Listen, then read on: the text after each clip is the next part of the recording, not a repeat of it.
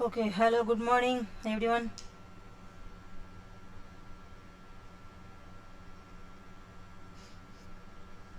Hello, voice கேக்குதுங்களா? Yes, ma'am. Okay, okay நேற்று ma'am. Attend பண்ணவங்க யாராச்சும் நேற்று நம்ம என்ன பார்த்தோன்னு மட்டும் கொஞ்சம் சொல்கிறீங்களா? கியூக்கா, நேற்று என்ன பார்த்தோன்னு மட்டும் சொல்லுங்கள்.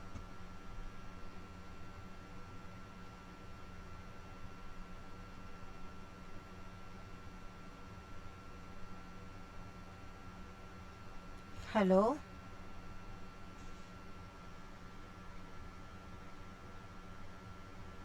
ஹலோ,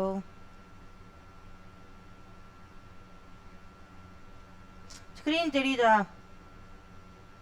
ஸ்க்ரீன் தெரியுது மேடம். சரி, ஓகே. நேற்று நம்ம வந்து இன்ட்ரோடக்ஷன் டு கம்பெனி செட் பார்த்தோம். கம்பெனியோட definition and features of company and lifting of corporate வீலில் ஒரு 3 to 4 கேசஸ் பார்த்தோம். ஓகேங்களா? அதில் இன்னும் ஒரு 3 கேசஸ் இருக்குது. நான் அது அப்புறமா வந்து கண்டினியூ பண்ணுறேன். ஓகேங்களா? இதெல்லாம் தான் நம்ம பார்த்தோம் நேற்று. அட்லீஸ்ட் எஸ்ஆர் நோ சொல்லுங்கள். Yes madam. ஓகே, இன்றைக்கி வந்து நம்ம ஸ்டார்ட் பண்ண போகிற டாபிக் பார்த்தீங்கன்னா டேரக்டர்ஸ். உங்கள் எல்லா கொஷின் பேப்பர்லையும் செக் பண்ணி பார்த்தீங்கன்னா மினிமம் உங்களுக்கு 3 கொஷின்ஸ் கேட்பாங்க. ஓகேவா? 3 கொஷின்ஸ்னால் வந்து ஒரு கொஷின் வந்து 7 மார்க்ஸ். ஸோ 7 into 3 வந்து 21 மார்க்ஸ் வெயிட்டேஜ் இந்த டேரக்டர்ஸ் டாபிக் மட்டும்.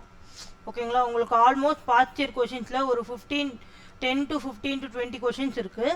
அதில் இன்றைக்கி நம்ம ஒரு 8 கொஷின்ஸ் கவர் பண்ணுற மாதிரி கான்செப்ட் பார்க்க போகிறோம். ஓகேவா? டன்னா? Okay madam. ஓகே, இப்போ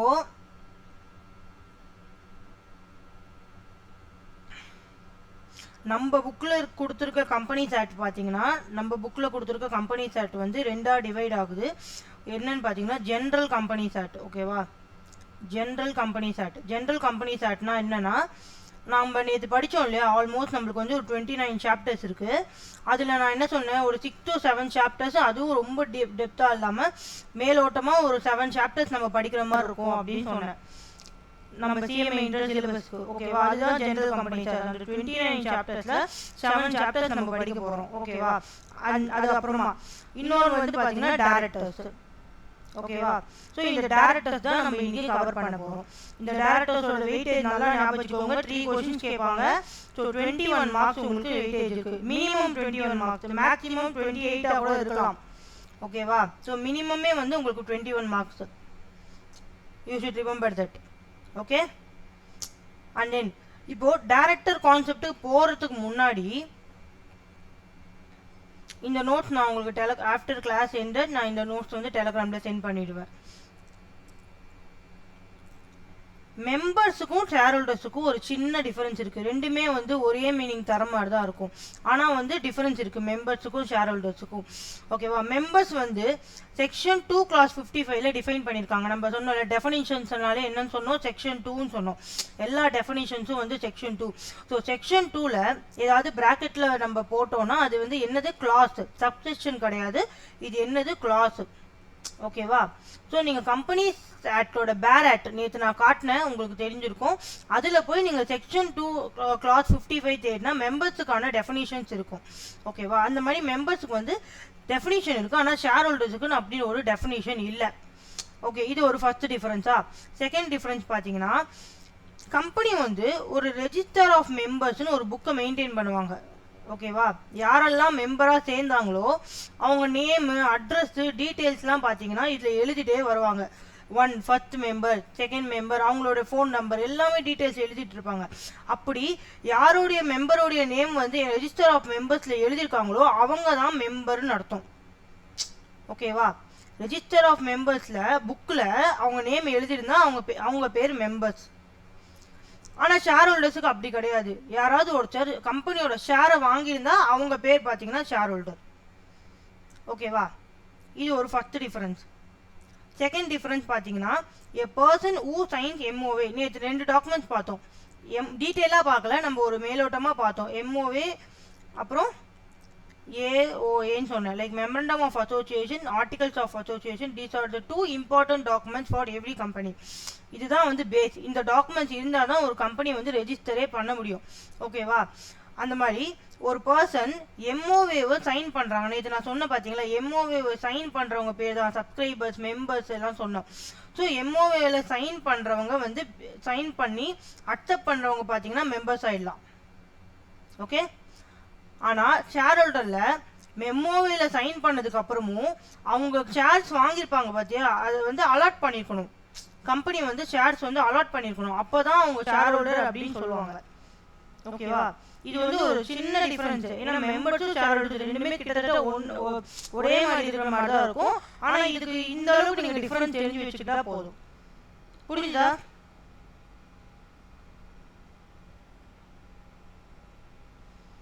ப்ளீஸ் யாராச்சும் ரிப்ளை பண்ணுங்க. புரிஞ்சுதா இல்லையா? புரிஞ்சுது. இல்ல கொஞ்சம் மறுபடியும் ரிப்பீட் பண்ணுங்களா அந்த பாயிண்ட்ஸ். எந்த பாயிண்ட்? மெம்பர்ஸும் ஷேர் ஹோல்டர்ஸுமா? ஆமா ஆமா. ஓகே. மெம்பர்ஸுக்கு வந்து ஒரு டெஃபனிஷன் இருக்குடா, சாரி இருக்குங்க, லைக் செக்ஷன் 2 கிளாஸ் 55. ஓகேவா? ஆனால் ஷேர் ஹோல்டர்ஸுக்கு அப்படி ஒரு டெஃபனிஷன் எதுவுமே கொடுக்கல. நம்மளா புரிஞ்சுக்கிற மீனிங் தான். ஓகேவா? அண்ட் தென் ஃபர்ஸ்ட் பாயிண்ட் பார்த்தீங்கன்னா ரெஜிஸ்டர் ஆஃப் மெம்பர்ஸ்னு ஒரு புக்கு மெயின்டைன் பண்ணுவாங்க. யாரெல்லாம் கம்பெனியோட மெம்பர்ஸ் ஆகிறாங்களோ அவங்களோட நேம் வந்து கம்பெனி வந்து எழுதிட்டு வருவாங்க. இந்த புக்கில் அவங்க பேர் இருந்தால் தான் அவங்க மெம்பர்ஸ். ஓகேவா? ஆனால் ஷேர் ஹோல்டர்ஸ் வந்து ஒரு கம்பெனியோட ஷேர் வாங்கினாலே அவங்க ஷேர் ஹோல்டர்ஸ். ஏன்னா ஒரு கம்பெனியோட ஷேர் வாங்கினா அவங்க ஓனர்ஷிப் வாங்குற மாதிரி. நேற்று நம்ம பார்த்தோம் இல்லையா, ஒரு கம்பெனிக்கு வந்து நான் 1% ஷேர் வாங்கியிருக்கேன்னா அதுக்கு மீனிங் என்னன்னா 1% ஓனர்ஷிப் என்கிட்ட இருக்குன்னு அர்த்தம். ஓகேவா? ஸோ ஷேர் வாங்கினா அவங்க பேர் வந்து shareholders. Register of members புக்கில் அவங்க பேர் எழுதியிருந்தா அவங்க மெம்பர்ஸ். செகண்ட் பாயிண்ட் பார்த்தீங்கன்னா எம்ஓஏ ஏஓஏன்றது 2 basic documents of a company. ஓகேவா? எம்ஓஏ தான் அதில் மோஸ்ட் இம்பார்ட்டன்ட் டாக்குமெண்ட். அதுதான் வந்து கம்பெனி என்ன பண்ண போகுது, ஃப்யூச்சர் பிஸ்னஸ் என்ன பண்ண போகுது, யாரெல்லாம் வந்து இருக்காங்க எல்லாமே டிசைட் பண்ண போகிறது எம்ஓஏ தான். அதில் புதுசாக வராங்க பார்த்தியா மெம்பர்ஸ். அதாவது மெம்பர்ஸு நம்ம பேர் வைக்க வேணாம், ஒரு பர்சன்ஸ். ஃபார் எக்ஸாம்பிள் இங்கே கௌசல்யா இருக்காங்க, கௌசல்யா வராங்க. கௌசல்யா என்ன பண்ணுறாங்க, எம்ஓஏவை படிக்கிறாங்க. ரீட் பண்ணிவிட்டு ஓகே எனக்கு இதில் இருக்க எல்லாமே ஓகே அப்படின்னு சொல்லிட்டு எம்ஓஏல சைன் பண்ணுறாங்க.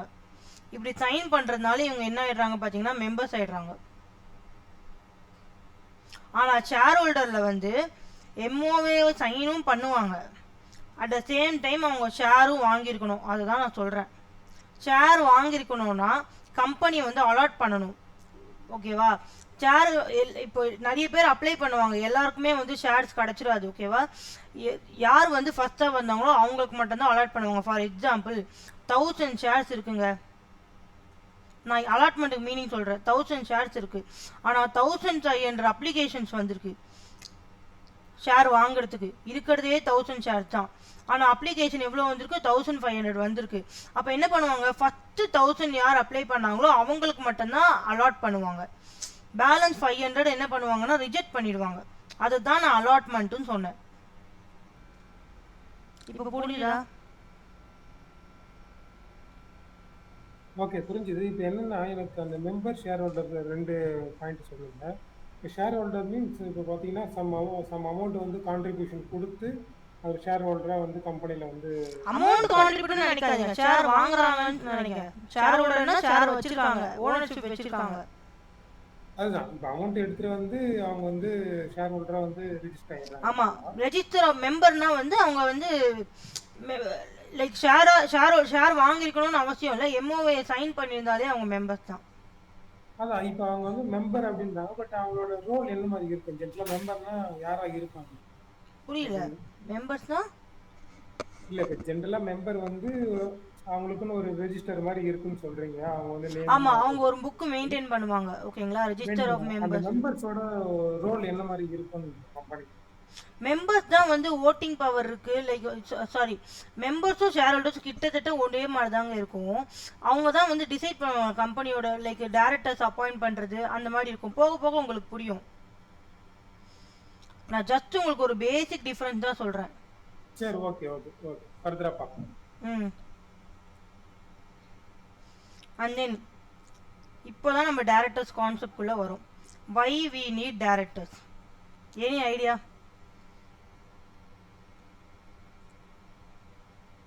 எதுக்கு வந்து டேரக்டர்ஸ் வேணும்? இப்போ ஒரு கம்பெனிக்கு ப்ரொமோட்டர் இருக்காங்க. ப்ரொமோட்டர்னா நேற்று நான் ஒரு எக்ஸாம்பிள் சொன்னேன், ஜனனி தான் ப்ரொமோட்டர். யார் வந்து ஒரு கம்பெனியை உருவாக்குனாங்க, அந்த ஐடியா யாருக்கு வந்ததோ அவங்க தான் ப்ரொமோட்டர். அதுக்கப்புறம் ஷேர் ஹோல்டர்ஸ் இருக்காங்க, ஓகேவா? அண்ட் மெம்பர்ஸ் இருக்காங்கன்னு வச்சுக்கோங்க. இவங்கெல்லாம் இருக்காங்க. இதுக்கு மேலே எதுக்கு டேரக்டர்ஸ் வேணும்? டேரக்டர்ஸ் பார்த்தீங்கன்னா இப்போ டே டு டே ஆப்ரேஷனோட இது டிசிஷன் எடுக்கிறதுக்கு. ஏன் அது மெம்பர்ஸ் பண்ண முடியாதா? மெம்பர்ஸ் வந்து டைரக்டர் வந்து நம்ம அப்பாயின்மெண்ட் பண்றது அந்த மாதிரி இருப்பாங்க. டைரக்டர்ஸ் வந்து டே டு டே ஆப்ரேஷனில் இதெல்லாம் வந்து கண்காணிக்கிறது. ஆமாம், ஏன்னா வந்து கம்பெனி வந்து ஒரு ஆர்டிஃபிஷியல் பர்சன், நேச்சுரல் பர்சன் கிடையாது. அவங்களுக்குன்னு ஒரு சொந்தமாக ஒரு மைண்டோ பாடியோ கிடையாது. கம்பெனிக்குன்னு ஒரு மைண்டோ பாடி, கம்பெனியெல்லாம் சுயமாலாம் யோசிக்க முடியாது. ஆனால் கம்பெனி சார்பாக யாராவது வந்து கம்பெனியோட அஃபேர்ஸில் வந்து டே டு டே மேனேஜ்மெண்ட் பண்ணணும், ஓகேவா?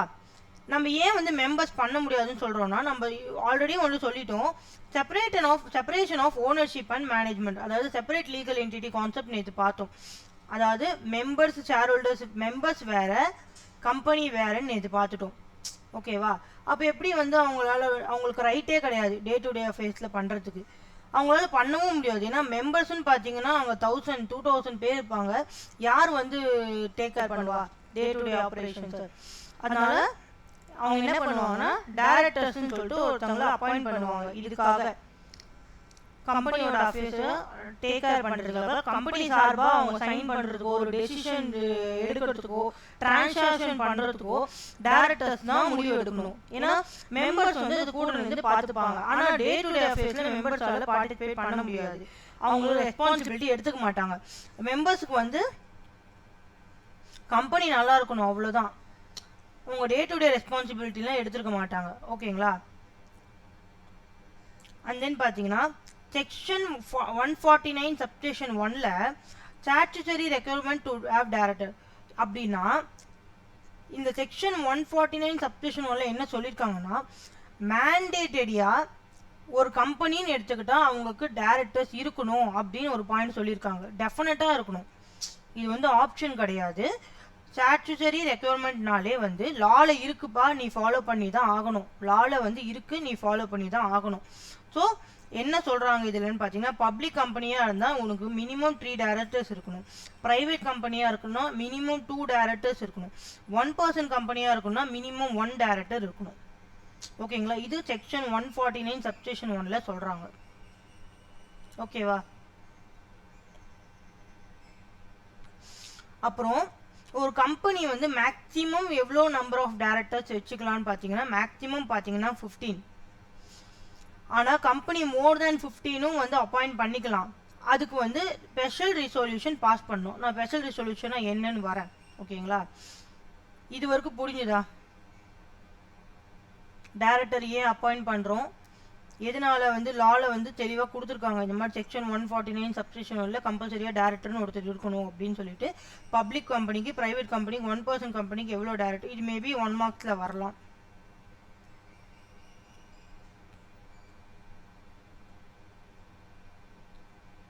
புரிஞ்சுதா இது வரைக்கும்? ஓகே. இப்போ ஸ்பெஷல் ரீசொல்யூஷன்னா யாருக்காவது ஐடியா இருக்கா? சும்மா இருக்குன்னா இருக்குன்னு சொல்லுங்க, இல்லைன்னா இல்லைன்னு சொல்லுங்க.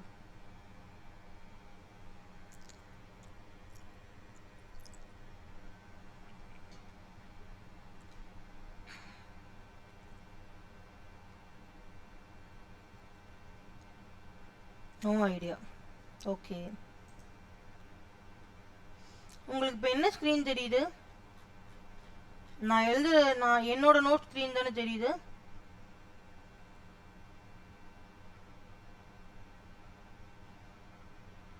Yes ma'am.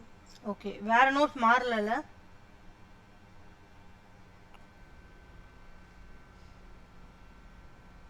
Hello, okay.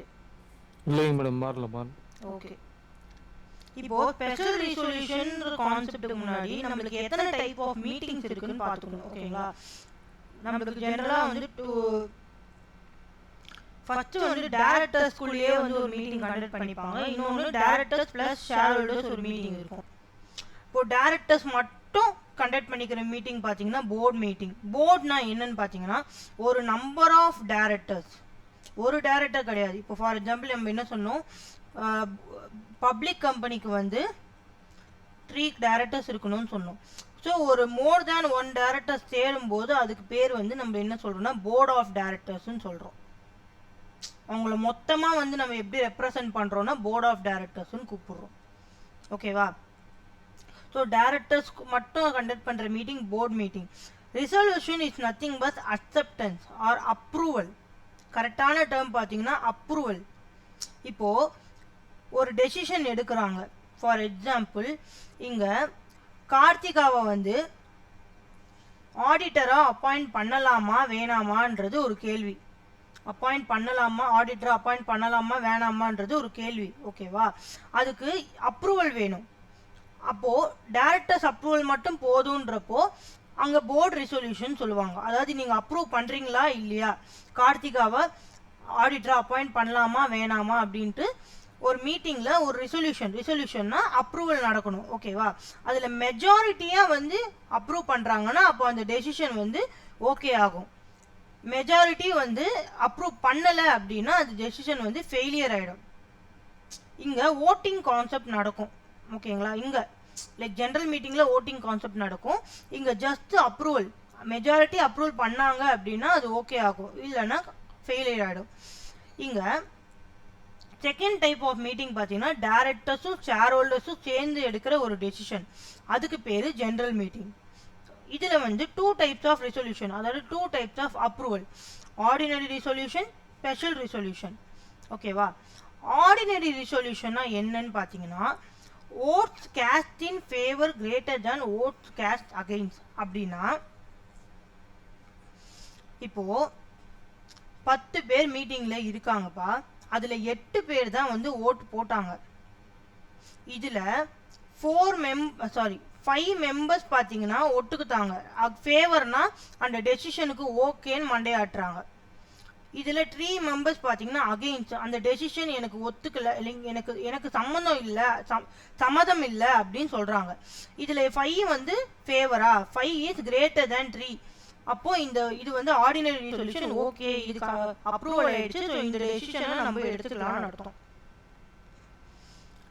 அதாவது ஃபேவர்னா நீங்கள் எடுக்கிற டெசிஷனுக்கு சம்மதம் அப்படின்னு சொல்கிறாங்க. அது வந்து ஒரு நம்பர் அதிகமாக இருந்தால் கூட போதும், ஆர்டினரி ரெசல்யூஷன் அப்ரூவ் ஆயிடுச்சுன்னு அர்த்தம். ஆனால் ஸ்பெஷல் ரெசல்யூஷன் கேஸில் எப்படின்னு பார்த்தீங்கன்னா 3 into votes cast against is equal to favor. இது இன்னும் கரெக்டாக சொல்லணும்னா கேஸ்ட் அகெயின்ஸ்ட் வந்து 6 பேர் வந்து ஒத்துக்கலை, இந்த டெசிஷனுக்கு வந்து அகெயின்ஸ்டாக இருக்காங்க. எனக்கு இதில் உடன்பாடு இல்லை, எனக்கு இது நான் ஒத்துக்க மாட்டேன் இதுக்கு அப்படின்னு சொல்கிறாங்க. அப்போது 6 into 3 எவ்வளோ, 18 பேர் ஒத்துக்கணும் ஃபேவர், 6 பேர் ஒத்துக்கல, 18 பேர் ஒத்துருக்கணும். அப்போ தான் வந்து அது வந்து ஸ்பெஷல் ரெசல்யூஷன் அப்ரூவ் ஆச்சுன்னு அர்த்தம், இல்லை ஸ்பெஷல் ரெசல்யூஷன் ஃபெயில் ஆகிடுச்சுன்னு அர்த்தம். ஏன் வந்து ஸ்பெஷல் ரெசல்யூஷனுக்கு இவ்வளோ பெரிய இவ்வளோ அதிகம் இல்லை? இப்போது ஆர்டினரி ரெசல்யூஷனில் வெறும் ஒரு நம்பர் எக்ஸ்ட்ரா ஆனால் போதும், நம்மளுக்கு ஆர்டினரி ரெசல்யூஷன் அப்ரூவ் ஆகிடும். Special resolution 3 times of cast against, அதாவது யாரெல்லாம் ஒத்துக்கலையோ அவங்கள விட 3 மடங்கு வந்து ஒத்துக்கணும். 70% should be. இப்போ 100%ல் 25% ஒத்துக்கல, அகெயின்ஸ்டாக இருக்காங்க அந்த டெசிஷனுக்கு அப்படின்னா 75% ஃபேவராக இருக்கணும். அப்போ தான் ஸ்பெஷல் ரெசல்யூஷன் அப்ரூவ் ஆகும். இதெல்லாம் ஸ்பெஷல் ரெசல்யூஷன் எப்போ நடக்கும், எப்போ எடுப்பாங்கன்னு பார்த்தீங்கன்னா ரொம்ப பெரிய டெசிஷன்ஸ், இம்பார்ட்டன்ட் டெசிஷன்ஸ்லாம் எடுக்கும்போது தான் ஸ்பெஷல் ரெசல்யூஷன் வரும். இல்லை சின்ன விஷயம்தான், இப்போ கொஞ்சம் பேர் சம்மதம் இருந்தால் போதும் அப்படின்றப்போ ஆர்டினரி சொல்யூஷன். இல்லை நிறைய பேர் இதுக்கு ஒத்துக்கணும்ன்றதுனால 75% ஒத்துக்கணும், அப்போ தான் இது கம்பெனிக்கு நல்லதாகும் அப்படின்னு நினைக்கும் போது தான் ஸ்பெஷல் ரெசல்யூஷன் பண்ணுவாங்க. ஓரளவுக்கு ஐடியா வந்ததா உங்களுக்கு? டைப்ஸ் ஆஃப் மீட்டிங்ஸ் ரெண்டு டைப் ஆஃப் மீட்டிங்ஸ் இருக்குது. ஒன்று போர்ட் மீட்டிங், இன்னொன்று ஜென்ரல் மீட்டிங். போர்ட் மீட்டிங்ன்றது டேரக்டர்ஸ்குள்ளே நடக்கிறது. ஜென்ரல் மீட்டிங்ன்றது டேரக்டர்ஸும் ஷேர் ஹோல்டர்ஸும் பண்ணுறது. போர்ட் மீட்டிங்கில் போர்ட் ரிசொல்யூஷன், ஒரு டெசிஷனை வந்து அப்ரூவ் பண்ணணும்னா போர்ட் ரிசொல்யூஷன் கண்டக்ட் பண்ணுவாங்க. ஜென்ரல் மீட்டிங்கில் 2 டைப்ஸ் ஆஃப் ரிசொல்யூஷன் இருக்குது, ஆர்டினரி, ஸ்பெஷல் ரிசொல்யூஷன். ஆர்டினரி வந்து எப்படின்னா votes cast in favour is greater than votes cast against. இப்போவும் சொல்கிறேன், 10 people ப்ரெசன்ட் மீட்டிங்கில் இருக்காங்க, ஆனால் எத்தனை பேர் ஓட்டு போட்டிருக்காங்க? 8 பேர் தான் ஓட்டு போட்டிருக்காங்க. அதில் 5 வந்து ஃபேவர், அந்த டெசிஷன் ஓகேன்றாங்க. 3 வந்து அகெயின்ஸ்ட், அந்த டெசிஷன் எனக்கு ஓகே இல்லைன்றாங்க. இதில் வந்து 5 வந்து கிரேட்டர் தேன் 3யா? இப்படி தான் பார்க்கணும். 10ல் பார்க்கக்கூடாது. எவ்வளோ பேர் ஓட்டு போட்டாங்களோ அதில் தான் எவ்வளோ ஃபேவர் எவ்வளோ அகெயின்ஸ்ட்னு பார்க்கணும். புரியுதா?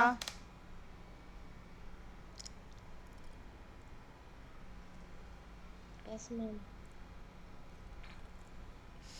இப்போ ஓரளவுக்கு ஐடியா கிடைச்சிருச்சா? Special resolution, ordinary resolution, board resolution எல்லாமே டைப்ஸ் ஆஃப் மீட்டிங்.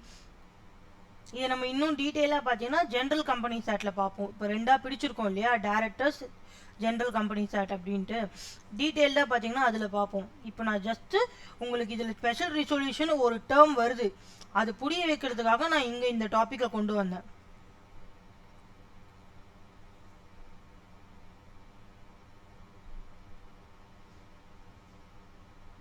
ஓகே.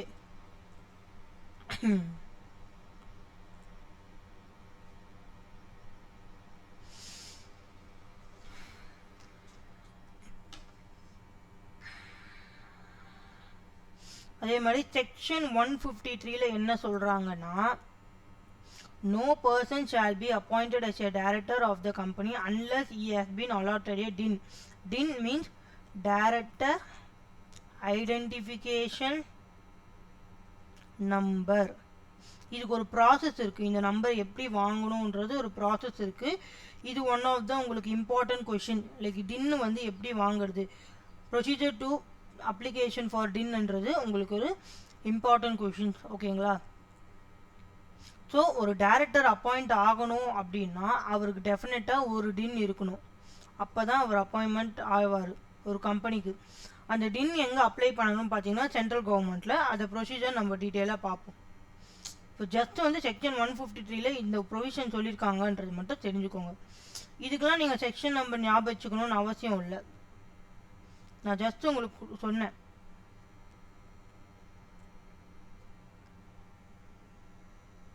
ஓகேவா?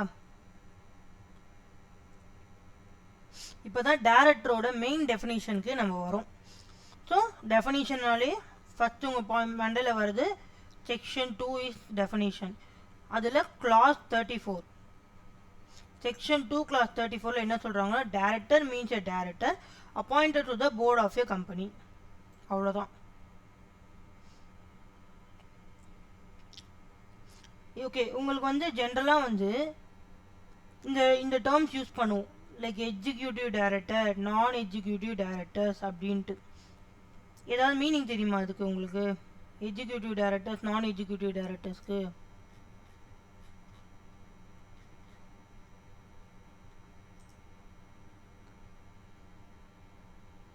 ஹலோ கேக்குதா?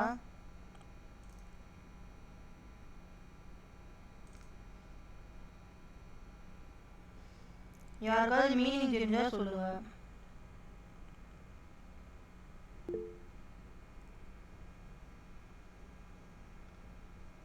ஓகே,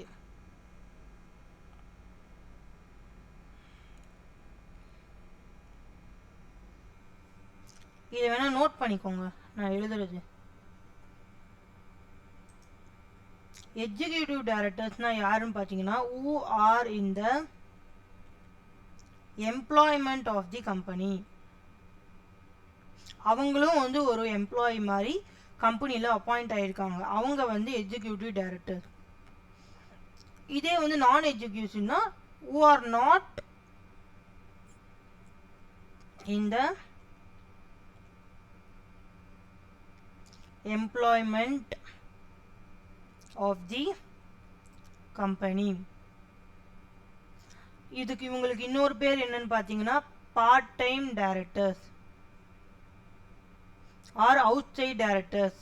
இவங்க வந்து கம்பெனிக்கு சம்மந்தப்பட்டவங்க இல்லை, ஏதாவது ஒரு டெசிஷன் எடுக்கும்போது மட்டும் வந்துட்டு போவாங்க. அண்ட் எம்ப்ளாய்மெண்ட்லேயும் இவங்க இல்லை, லைக் எம்ப்ளாயீஸ் மாதிரி கம்பெனியில் எம்ப்ளாய்மெண்ட்டில் இல்லை அவங்க. அண்ட் தென் இவங்களுக்கு பேர் எக்ஸிக்யூட்டிவ் டைரக்டருக்கு பேர் பார்த்தீங்கன்னா ஓல் டைம் டைரக்டர். இவங்க பார்ட் டைம்னா அப்போ இவங்க யார்? ஓல் டைம் டைரக்டர். ஓகேவா? இவங்க பேர் வந்து நாமினி டைரக்டர் அப்படி வச்சுக்கலாம். இன்க்ளூட்ஸ், அதாவது நான் executive director includes nominee director.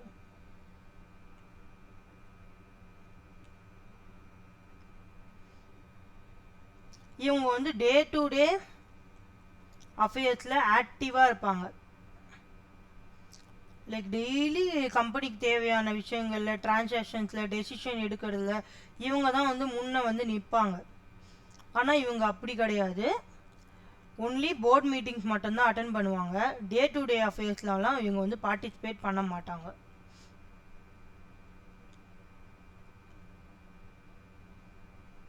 No. இதுதான் ஒரு ஜென்ரல். இதை நீங்கள் சின்னதாக ஞாபகம் வச்சுக்கலாம், லைக் சிம்பிளாக ஞாபகம் வச்சுக்கலாம். என்னதுன்னா இவங்க வந்து டே டு டே அஃபேர்ஸில் இன்வால்வ் இருக்காங்க, இவங்க டே டு டே அஃபேர்ஸில் இன்வால்வ் ஆக மாட்டாங்க. இவங்க ஓல் டைம் டைரக்டர்ஸ், இவங்க பார்ட் டைம் டைரக்டர்ஸ். இந்த 2 பாயிண்ட் நீங்கள் ஞாபகம் வச்சுக்கிட்டா போதும். ஓகேவா? இந்த டேர்ம் நம்ம நடுவில் யூஸ் பண்ணுவோம், அதுக்காக நான் மீனிங் சொல்கிறேன். Okay ma'am. புரிஞ்சுதா? யாராவது நோட் பண்ணீங்களா? நோட் பண்ணிட்டுங்க. சரி, ஓகே. நான் இதுவும் நோட்ஸில் ஆட் பண்ண ட்ரை பண்ணுறேன்.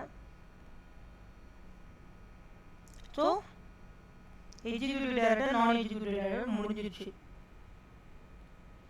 அதே மாதிரி செக்ஷன் 149 சப்செக்ஷன் 1ல நம்ம என்ன பார்த்தோம்? இங்க அவங்க தான் என்ன சொல்கிறாங்கன்னா செக்ஷன் 149 சப்செக்ஷன் 1ல டெஃபினட்டாக வந்து எல்லா கம்பெனிலையும் வந்து மினிமம் நம்பர் ஆஃப் டைரக்டர்ஸ் இருக்கணும்.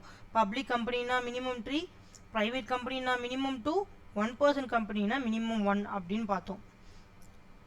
அதே செக்ஷன் 149 அது சப்செக்ஷன் 1 வெறும் 149ல் என்ன சொல்கிறாங்கன்னா டைரக்டர்ஸ் வந்து இண்டிவிஜுவல்ஸாக தான் இருக்கணும்னு அர்த்தம்.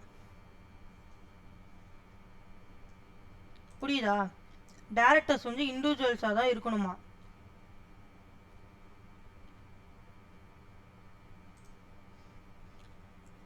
அப்போது ஒரு கம்பெனி டைரக்டராக அப்பாயிண்ட் பண்ணலாமா? ஒரு கம்பெனியை வந்து டைரக்டராக அப்பாயிண்ட் பண்ணலாமா? யாராவது ஆன்சர் பண்ணுங்க. முடியாது மேடம். அப்போ board of individual body corporate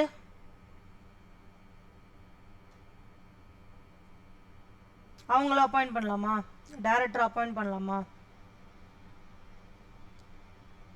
முடியாது மேடம், இது இண்டிவிஜுவல் மட்டும் தான். ஒரு தனி நபரை மட்டும்தான் டைரக்டர் அப்பாயிண்ட் பண்ணணும்னு ஒரு ப்ரொவிஷன் இருக்கு.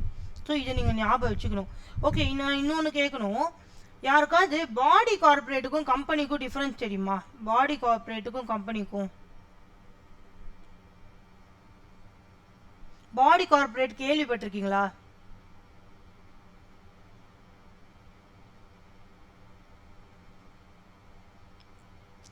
ஃபாஸ்டா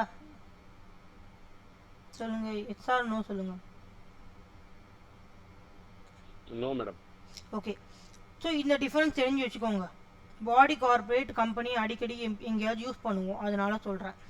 ஸோ கம்பெனின்னா நேற்று ஒரு டெஃபினிஷன் பார்த்தோம். செக்ஷன் 2 clause 20ல் என்ன பார்த்தீங்கன்னா company is a company register under this company act or any other previous கம்பெனிலான்னு பார்த்தோம். ஸோ கம்பெனி ஆக்ட்ன்றது இந்தியாவுக்கு மட்டும்தான், ஓகேவா? Not all over the world. இது யார் ஃபாலோ பண்ணணும்னா இந்தியா மட்டும்தான் ஃபாலோ பண்ணும். அப்போது இந்தியாவில் ரெஜிஸ்டர் பண்ண கம்பெனி தான் வந்து கம்பெனி ஆக்டில் ரெஜிஸ்டர் பண்ண கம்பெனி ஆக்ட் பிரகாரம் ரெஜிஸ்டர் பண்ணவங்க மட்டும்தான் கம்பெனின்னு சொல்லிக்க முடியும். புரியுதா? இப்போ ஃபாரின்ல ஏதோ ஒரு ஆக்ட் இருக்குது. அந்த ஆக்ட் படி ஒரு கம்பெனியை ஃபார்ம் பண்ணுறாங்க, அவங்க வந்து இந்தியாவில் கம்பெனின்னு சொல்லிக்க முடியுமா? டெஃபினேஷன் படி சொல்லுங்க. No, ma'am. No madam. So கம்பெனினால என்ன, கம்பெனிஸ் ஆக்ட் எங்க அப்ரூவல் இந்தியாவுக்கு மட்டும்தான், அது வந்து இந்தியாவுக்கு மட்டும்தான் அது வந்து அப்ளிகபிள். ஸோ இந்தியாவில் ரெஜிஸ்டர் பண்ண கம்பெனி, கம்பெனிஸ் ஆக்ட் பிரகாரம் ரெஜிஸ்டர் பண்ண கம்பெனி தான் நம்ம கம்பெனின்னு சொல்லுவோம். இங்கே பாடி கார்பரேட் அப்படி கிடையாது. நீ இந்தியன் கம்பெனியாகவும் இருக்கலாம், ஆர் ஃபாரின்ல ரெஜிஸ்டர் பண்ண கம்பெனியாகவும் இருக்கலாம், அசோசியேஷன் ஆஃப் பர்சன்ஸாகவும் இருக்கலாம், இல்லை ஒரு எல்எல்பி பார்ட்னர்ஷிப்பு கம்பெனி மூணும் சேர்ந்ததாகவும் இருக்கலாம், ஃபாரின் கம்பெனியாகவும் இருக்கலாம். ஸோ இது எல்லாம் சேர்ந்ததாக இருந்ததுன்னா இது பாடி கார்பரேட். வெறும் இந்தியாவில் ரெஜிஸ்டர் பண்ணியிருந்தா அது கம்பெனி. ஸோ எது பெருசு, பாடி கார்பரேட் பெருசா, கம்பெனி யூஜா? எது யூஜ், பாடி கார்பரேட் யூஜா கம்பெனி யூஜா? Body corporate, ma'am. அது மட்டும் உங்களுக்கு நாலேஜ் இருக்கணும். லைக் பாடி கார்பரேட் வந்து ஒரு பெரிய ஒரு வேர்ல்டுன்ற மாதிரி, அதில் எல்எல்பி இருக்கும், பார்ட்னர்ஷிப் இருக்கும், ஃபாரின் கம்பெனி இருக்கும், இந்தியன் கம்பெனி இருக்கும், எல்லாம் இருக்கும். ஆனால் கம்பெனின்னா டெஃபினேஷன் படி செக்ஷன் 2 கிளாஸ் 20 நம்ம என்ன படித்தோம், இந்தியன் கம்பெனிஸ் ஆக்ட் பிரகாரம் அவங்க வந்து ஒரு கம்பெனி ரெஜிஸ்டர் பண்ணியிருந்தாங்கன்னா அது கம்பெனி அப்படின்னு சொல்லிடுவோம். ஓகேவா? இந்த டிஃப்ரென்ஸ் புரிஞ்சுதா? நீங்கள் ஜஸ்ட் வந்து பாடி கார்பரேட் வந்து வேறன்னு புரிஞ்சுக்கோங்க, அவ்வளோதான். Body corporate it's also includes company registered in foreign country. ஆனால் கம்பெனி வந்து only registered in India.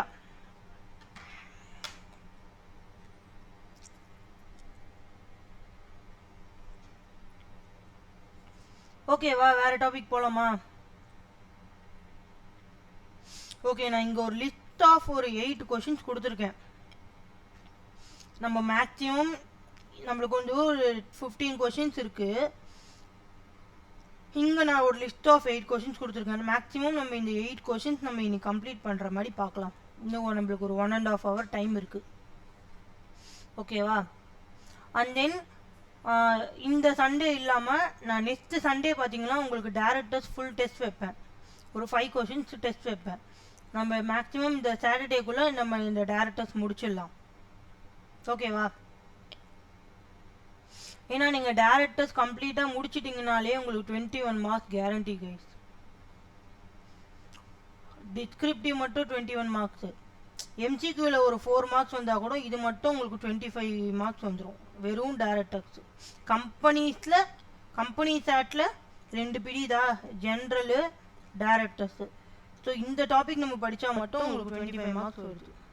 So இதோட இம்பார்ட்டன்ஸ் புரிஞ்சுக்கோங்க, இந்த சாப்டரோட இம்பார்ட்டன்ஸ். ஸோ நம்ம ஒரு கொஷின் கூட விடக்கூடாது, இல்லை இருக்கிற எல்லாத்தையும் நம்ம படிச்சிடணும். ஏன்னா அது என்ன கேட்பாங்கன்னு தெரியாது. எல்லாமே மோஸ்ட் இம்பார்ட்டன்ட் கொஷின்ஸ் இங்கே இருக்கிறது.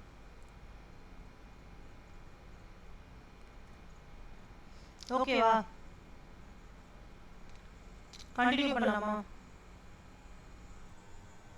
Okay, 1 minute.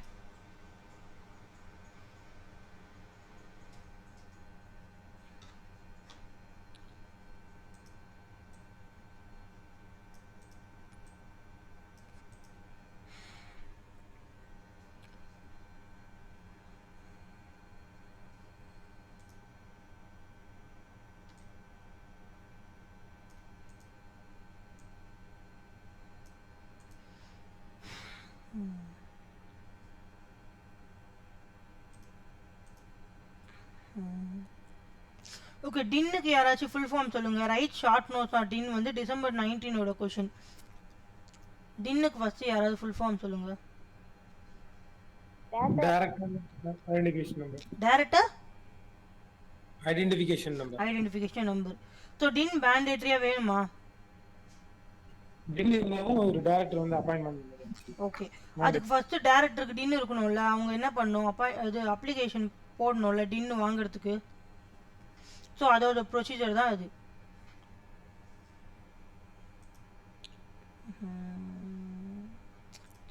ஜஸ்ட் ஒரு 1 minute இருங்க.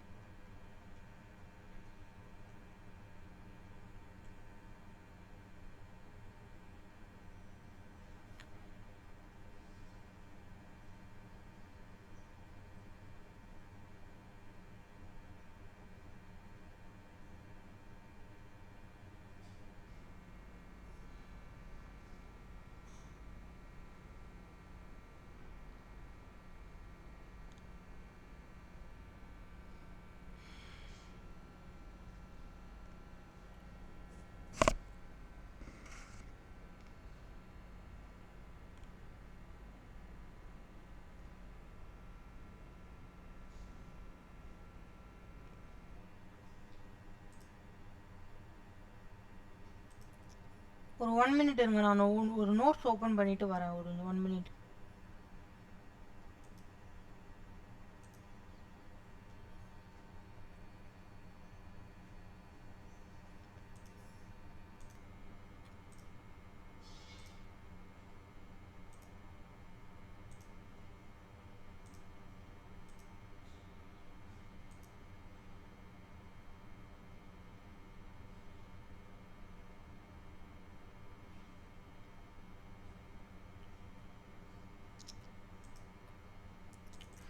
ஸ்க்ரீன் தெரியுதா?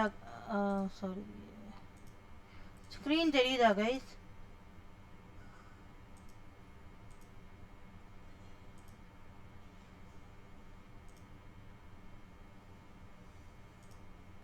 ஹலோ, தெரியுது மேடம். தெரியுதுங்க. ஓகே. ஸோ இது ஒரு ஃப்ளோ ஷார்ட் மாதிரி பாருங்கள். டைரக்டர் ஐடென்டிஃபிகேஷன் நம்பர், ஓகேவா? an individual intending to be appointed as director first என்ன பண்ணணும், அவங்க வந்து ஒரு அப்ளிகேஷன் மேக் பண்ணணும் for allotment of DIN in form number for existing company. Already இருக்கிற கம்பெனிக்கு நீங்கள் வந்து டேரக்டர் அப்பாயிண்ட் ஆகணும்னு நினைக்கிறீங்க, அதுக்கு உங்களுக்கு டின் வேணும்னா ஃபார்ம் டிர் ட்ரீ வந்து நீங்கள் ஃபைல் பண்ணணும். இல்லை ஒரு நியூ கம்பெனி இப்போ தான் புதுசாக ஃபார்ம் ஆகிருக்க கம்பெனிக்கு நான் டேரக்டர் அப்பாயிண்ட் ஆகணும்னு நினைக்கிறேன் அப்படின்னு பார்த்தீங்கன்னா ஃபார்ம் நம்பர் INC 32, இது வந்து ஃபர்ஸ்ட் ப்ரொவிஷன். ஓகேங்களா? டைரக்டர் ஐடென்டிஃபிகேஷன் நம்பர் வந்து செக்ஷன் 153 ஃப்ரம் 153 to 159 சொல்லியிருக்காங்க. இதோட ப்ரொசீஜர் வந்து செக்ஷன் 153 to செக்ஷன் 159 வரைக்கும் சொல்லியிருக்காங்க. ஓகேவா? அண்ட் தென் பார்த்தீங்கன்னா இவங்க இந்த மாதிரி இண்டிவிஜுவல் ஃபைல் பண்ணக்கப்புறம் central government within 1 month of application, இந்த அப்ளிகேஷன் வந்து வித்தின் 1 monthல அலாட் பண்ணிடுவாங்க டின் அந்த இண்டிவிஜுவலுக்கு. ஓகேவா? ஒருவேளை அந்த இண்டிவிஜுவலுக்கு ஆல்ரெடி ஒரு டின் இருக்குது அப்படின்னா அவங்க அப்ளை பண்ணக்கூடாது. அவங்க மோர் தேன் ஒரு டின்னையும் வந்து ஆப்டைன் அண்ட் ப்ராசஸ் பண்ணக்கூடாது. இது ஒரு பாயிண்ட். ஸோ 2 பாயிண்ட் பார்த்துட்டோம். ஓகேவா?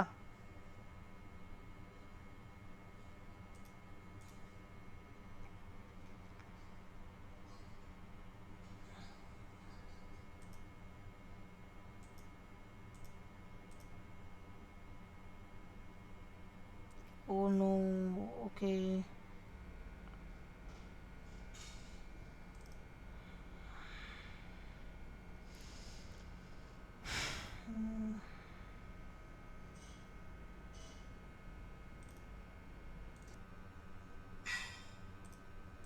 ஹலோ, கேட்குதுங்களா? சாரி கொஞ்சம் நோட்ஸ் வந்து கொஞ்சம் தேட வேண்டியதாக போச்சு. ஹலோ, கேக்குது மேம், தெரியுது மேம் ஸ்க்ரீன். ஓகே. இப்போ டைரக்டர் ஐடென்டிஃபிகேஷன் நம்ம ப்ராசஸில் நம்ம 2 பாயிண்ட் பார்த்தோம். என்ன பார்த்தீங்கன்னா, individual intending to be appointed as director shall make an application for allotment to central government. இதில் 2ஆ பிரியுது. என்னன்னு பார்த்தீங்கன்னா, ஆல்ரெடி எக்ஸிஸ்டிங் கம்பெனி ஆல்ரெடி இருக்கிற கம்பெனி. இன்னொன்று பார்த்தீங்கன்னா நியூ கம்பெனி.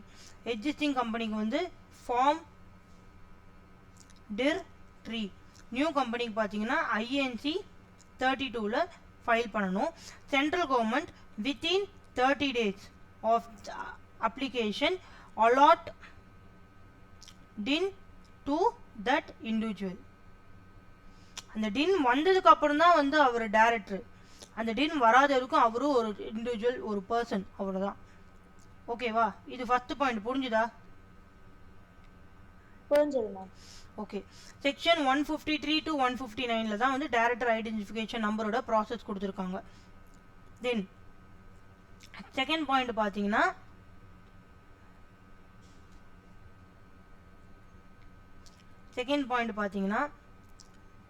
அந்த ஃபார்ம் வந்து ஃபில் பண்ணுறோம்ல, அது வந்து யாரோட ஒரு அட்டஸ்டேஷன் வேணும்.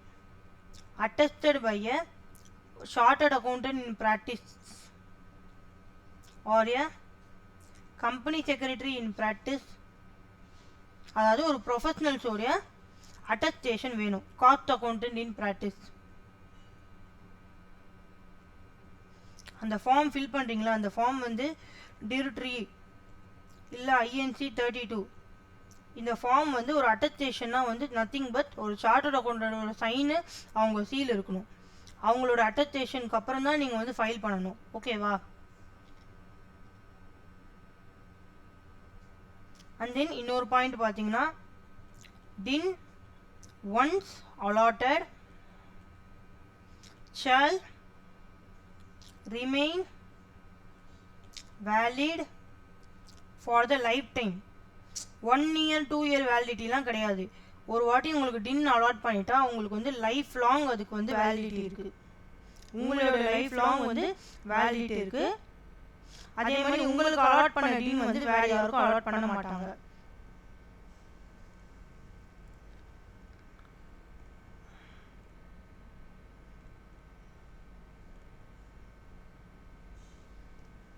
த்ரீ பாயிண்ட் புரிஞ்சுதா?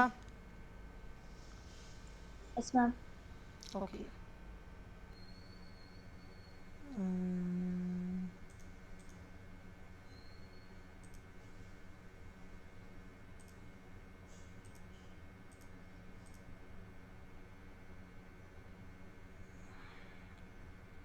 Okay 1 minute.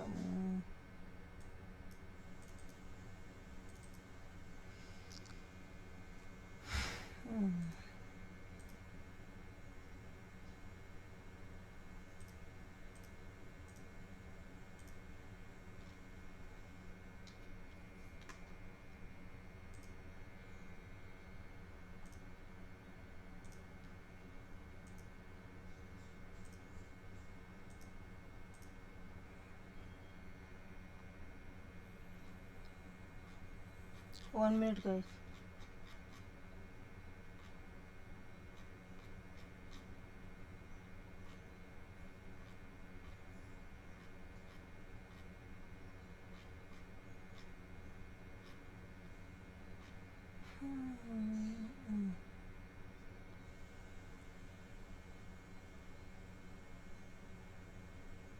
Okay, next point பார்த்தீங்கன்னா கேக்குதுங்களா? கேக்குது மேம். ஓகே, நெக்ஸ்ட் பாயிண்ட் பார்த்தீங்கன்னா அந்த நீங்கள் ஃபைல் பண்ணீங்களோ ஒரு ஃபார்ம், அதில் எனி டிஃபெக்ட் ஏதாவது ஒரு மிஸ்டேக் இருக்குது இல்லை ஏதாவது இன்கம்ப்ளீட் இருக்குது அப்படின்னா சென்ட்ரல் கவர்மெண்ட் என்ன பண்ணுவாங்கன்னா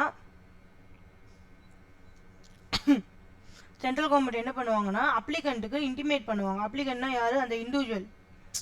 ஓகேவா? Intimate to applicant by email. ஓகேவா?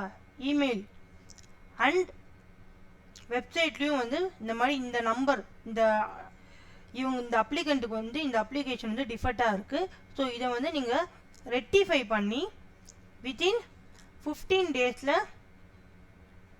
திருப்பியும் ரீஅப்ளை பண்ணுங்க அப்படின்னு சொல்லுவாங்க. ஸோ ஏதாவது டிஃபெக்ட் இருந்தால் என்ன பண்ணுவாங்க? சென்ட்ரல் கவர்மெண்ட் இன்டிமேட் பண்ணுவாங்க, ஜிமெயிலில் இல்லை வெப்சைட்டில் போட்டுருவாங்க. அந்த நம்ம என்ன டிஃபெக்ட் பண்ணியிருக்கோமோ அதை ரெக்டிஃபை பண்ணி வித்தின் 15 days நம்ம வந்து திருப்பி ஃபைல் பண்ணிடணும். ஓகேவா? இப்போ இந்த டிஃபெக்ட் வந்து வித்தின் 15 days வந்து நீங்கள் ரெக்டிஃபை பண்ணலை அப்படின்னா 15 days ரெக்டிஃபை பண்ணலை அப்படின்னா கவர்மெண்ட், அதாவது சென்ட்ரல் கவர்மெண்ட் என்ன பண்ணுவாங்க பார்த்தீங்கன்னா உங்களோட அப்ளிகேஷனை வந்து ரிஜெக்ட் பண்ணிடுவாங்க. Reject the application. And then இன்னொரு பாயிண்ட், டின் இந்த நோட் நான் சென்ட் பண்ணிடுவேன். ஓகேவா? DIN allotted to a director before commencement of this act. அதாவது இந்த ஆக்டுக்கு வரத்துக்கு முன்னாடி அவங்களுக்கு டின் வந்து அலாட் பண்ணியிருந்தாங்கன்னா அதே டின் வந்து அவங்களுக்கு இந்த ஆக்ட்லையும் கண்டினியூ ஆகும்னு சொல்கிறாங்க. Deemed to be DIN allotted under the present act. So மொத்தமாக ஒரு 6 பாயிண்ட் இருக்குது. ஓகே, குயிக்காக ரிவைஸ் பண்ணலாம். ஃபர்ஸ்ட் பாயிண்ட் பார்த்தீங்கன்னா ஒரு individual intending to appointed as director. அவர் வந்து ஒரு கம்பெனிக்கு டைரக்டராக அப்பாயிண்ட் ஆகணும்னு நினைக்கிறாரு, ஆனால் அவர்கிட்ட டின் இல்லை. ஸோ டின் அப்ளை பண்ணுறதுக்காக எங்கே போகிறாரு? சென்ட்ரல் கவர்மெண்ட் போகிறாரு. Central government within 30 days from the date of application டின்னை வந்து அலாட் பண்ணிடுவாங்க அந்த இண்டிவிஜுவலுக்கு. ஸோ டின் அலாட் பண்ணுறதுக்கு ஃபார்ம் என்னன்னு பார்த்தீங்கன்னா ஆல்ரெடி இருக்கிற கம்பெனியாக இருந்தால் ஃபார்ம் D3, நியூ கம்பெனியாக இருந்தால் INC 32. செகண்ட் வந்து அந்த ஃபார்ம் வந்து நீங்கள் அப்ளை பண்ணுற ஃபார்ம் வந்து சிஏ ஆர் சிஎம்ஏ ஆர் சிஎஸோட அட்டஸ்டேஷன் இருக்கணும், அதாவது சைன் அண்ட் சீல் இருக்கணும். தேர்ட் ஒன் பார்த்தீங்கன்னா ஒரு வாட்டி டின் வந்து அலாட் பண்ணிட்டா அது வந்து valid for the lifetime. அதாவது உங்களுக்கு அலாட் பண்ண டின் பார்த்தீங்கன்னா வேறு யாருக்கும் அலாட் பண்ண மாட்டாங்க. அந்த நீங்கள் அப்ளை பண்ணியிருக்க ஃபார்மில் ஏதாவது டிஃபெக்ட், ஏதாவது ஒரு மிஸ்டேக்கோ இல்லை நீங்கள் இன்கம்ப்ளீட்டாக இருந்தாலோ சென்ட்ரல் கவர்மெண்ட் இன்டிமேட் பண்ணுவாங்க பை ஜிமெயில் ஆர் வெப்சைட். அந்த டிஃபெக்டை வந்து நீங்கள் வித்தின் 15 டேஸில் ரெக்டிஃபை பண்ணணும். நீங்கள் டிஃபெக்ட் வந்து வித்தின் 50 டேஸில் ரெக்டிஃபை பண்ணலை அப்படின்னா கவர்மெண்ட் வந்து ரிஜெக்ட் பண்ணிவிடுவாங்க அப்ளிகேஷனை. தென் டின் allotted to the director before commencement of this act. இந்த ஆக்டுக்கு முன்னாடி, ஃபார் எக்ஸாம்பிள் 2013 இப்போ இருக்கிற ப்ரெசென்ட் ஆக்ட், இதுக்கு முன்னாடி ப்ரீவியஸ் ஆக்ட் நம்ம நேற்று என்ன சொன்னோம், 1956 சொன்னோம். ஸோ 1956 உங்களுக்கு டின் அலாட் பண்ணியிருக்காங்கன்னா அதே நீங்கள் வந்து இந்த ஆக்ட் படி நீங்கள் வாங்குறதாகவும் நம்ம கன்சிடர் பண்ணிப்போம். இந்த 6 பாயிண்ட்ஸ் ஓகேவா உங்களுக்கு? ஒரு 7 mark question எழுதிடலாமா?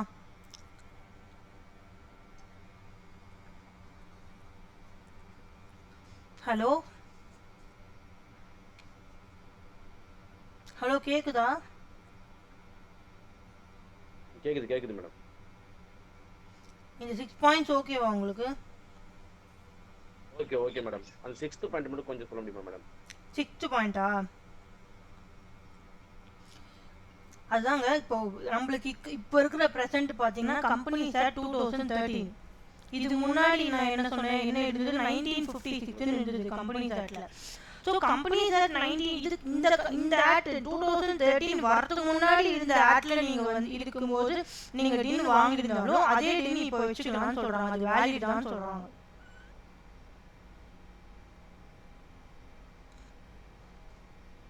Hello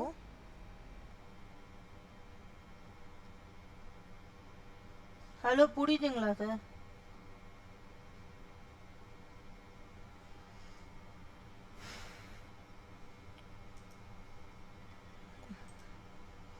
hello okay madam.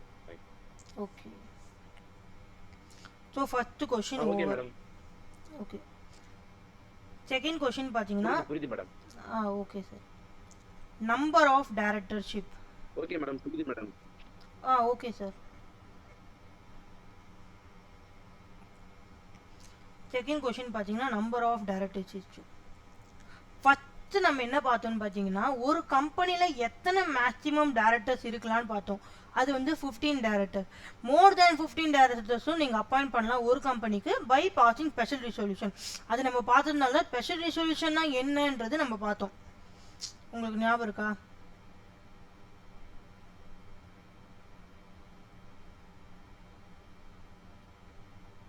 Okay, இங்க பாருங்க. Maximum number of directors shall be 15. A company may appoint more than 15 directors after passing a special resolution. அதனால தான் நம்ம types of meeting, special resolution, ordinary ரிசொல்யூஷனாக என்னன்னு பார்த்தோம். இப்போ number of டைரக்டர்ஷிப்னா ஒரு டைரக்டர் ஒன் டைரக்டர் எத்தனை கம்பெனிக்கு டைரக்டராக இருக்கலாம், அதாவது ஒரு இண்டிவிஜுவல் எத்தனை கம்பெனிக்கு டைரக்டராக இருக்கலாம் அப்படின்னு தான் இந்த கான்செப்ட் நம்பர் ஆஃப் டைரக்டர்ஷிப்ன்றது. ஓகேங்களா?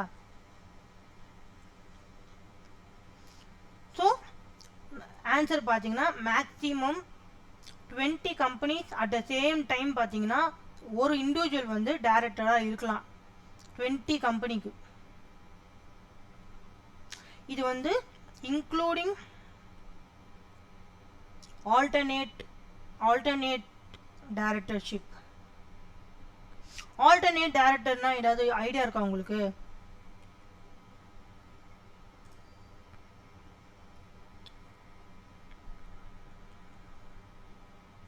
ஹலோ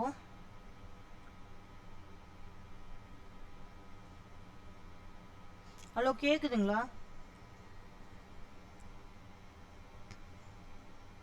கேக்குது madam. No idea madam. Okay. Alternate director ஏதாவது ஐடியா இருக்கா? எஸ் ஆர் நோ சொல்லுங்க. நோ. ஓகே. ஆல்டர்னேட் டைரக்டர்னா ஒரு டைரக்டருக்கு பதிலாக இன்னொரு டைரக்டர் வந்து அவர் பொறுப்பில் இருந்து கம்பெனியை பார்த்துப்பாங்க. ஓகேவா? இது எப்போ நடக்கும்னு பார்த்தீங்கன்னா அந்த ஒரு டைரக்டர் இருக்காங்க பார்த்தீங்களா, கம்பெனியில் ஒரு டைரக்டர் அவர் வந்து more than 3 months, more than 3 months India விட்டு வெளியே போறாரு, டூருக்காகவோ இல்லை அஃபீஷியல் ஒர்க்காகவோ எதுக்கோ 3 months பார்த்தீங்கன்னா goes to outside இந்தியா போறாரு. ஸோ மோர் தேன் 3 monthsன்ற போது அது கம்பெனியோட டெசிஷன்ஸ் வந்து பாதிக்கும். 3 monthsமே ஒரு டேரக்டர் இல்லைன்னா எப்படி? ஸோ அதனால அவரோட பொறுப்பை வந்து இன்னொரு டேரக்டருக்கு அசைன் பண்ணிவிட்டு போயிடுவார். அதுக்கு பேர் தான் ஆல்டர்னேட் டேரக்டர். ஓகேவா? இந்தியா விட்டு வெளியே போயிருக்கணும் அந்த டேரக்டர், ஸ்டேட்டை விட்டு கிடையாது, இந்தியா விட்டு வெளியே போயிருக்கணும். அட் த சேம் டைம் பார்த்தீங்கன்னா மோர் தேன் 3 months அவர் ஆப்சன்ஸாக இருக்கணும் இந்தியாவில்.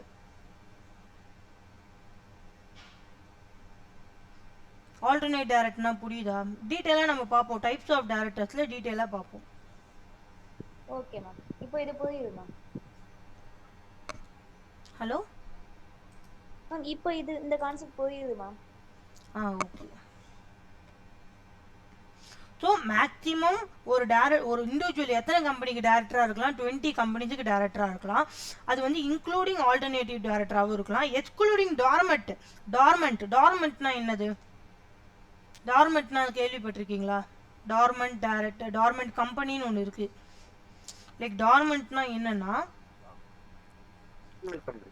ஆக்டிவாக இருக்க மாட்டாங்க, டே டு டே அஃபேர்ஸில் ஆக்டிவாக இருக்க மாட்டாங்க. ரொம்ப நானும் ஒரு டேரக்டர், ஆனால் வந்து ரொம்பலாம் நான் பார்ட்டிசிபேட் பண்ண மாட்டேன், நானும் ஒரு டேரக்டர் அப்படின்னு சொல்லுவாங்க. ஸோ எக்ஸ்க்ளூடிங் டார்மெண்ட் டேரக்டர், அது ஞாபகம் வச்சுக்கோங்க. டார்மெண்ட் டேரக்டர் வந்து அந்த 20ல் இன்க்ளூட் பண்ணக்கூடாது, ஆனால் ஆல்டர்னேட் டேரக்டர்ஷிப்பை இன்க்ளூட் பண்ணலாம். ஓகேவா? இதில் 20 கம்பெனிஸில் out of 20 maximum number of public company பார்த்தீங்கன்னா 10. ஸோ ஒரு இண்டிவிஜுவல் மேக்ஸிமம் 20 கம்பெனிஸில் டேரக்டராக இருக்கலாம், ஆனால் அதில் 10 கம்பெனிஸ் தான் பப்ளிக் கம்பெனியாக இருக்க முடியும், மோர் தேன் 10 இருக்கக்கூடாது. ஓகேவா? இதுதான் இந்த நம்பர் ஆஃப் டேரக்டர்ஷிப்போட கான்செப்ட். இந்த ப்ரொவிஷன் ஏதாவது நீங்கள் வந்து கான்ட்ரவென்ட் பண்ணீங்க, கான்ட்ரவென்ஷன் அப்படின்னு ஒரு வேர்டு அடிக்கடி பார்ப்பீங்க. கான்ட்ரவென்ஷன்னா மீறிட்டீங்க, இந்த ரூலை மீறிட்டீங்க, இதை மீறி நீங்கள் ஏதோ பண்ணிட்டீங்க அப்படின்னா உங்களுக்கு பெனால்ட்டி இருக்கும், பனிஷ்மெண்ட் இருக்கும். பெனால்ட்டி எவ்வளோன்னு பார்த்தீங்கன்னா 5,000 per day. நான் உங்களுக்கு டேரக்டர்ஸோடைய எல்லா கொஸ்டின் அண்ட் ஆன்சர்ஸையும் ஒரு PDF ஃபார்மேட்டில் போட்டு ஒரு 2 daysல சென்ட் பண்ணிடுவேன். ஓகேங்களா? இப்படிக்கு நான் ஒரு கான்செப்ட் தான் சொல்லித்தரேன். கொஸ்டின் அண்ட் ஆன்சர்ஸ் நான் தனியாக உங்களுக்கு சென்ட் பண்ணிடுவேன், நோட்ஸு பாஸ்ட் இயர் கொஸ்டின்ஸ் கம்பைலேஷனோட உங்களுக்கு அனுப்பிடுவேன். அதில் உங்களுக்கு எல்லா கொஸ்டின்ஸும் கவர் ஆகிடும். இப்போ மேக்ஸிமம் நம்பர் ஆஃப் டேரக்டர்ஸில் புரிஞ்சுதா உங்களுக்கு? யாராவது ஒருத்தவங்க இதை பார்த்து சொல்லுங்கள், நான் என்ன சொன்னேன்றது சொல்லுங்கள் டக்குன்னு.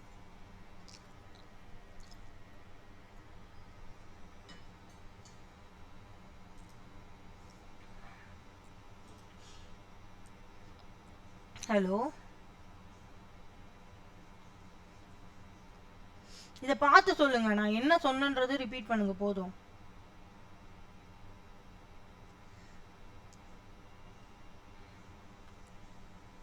ஹலோ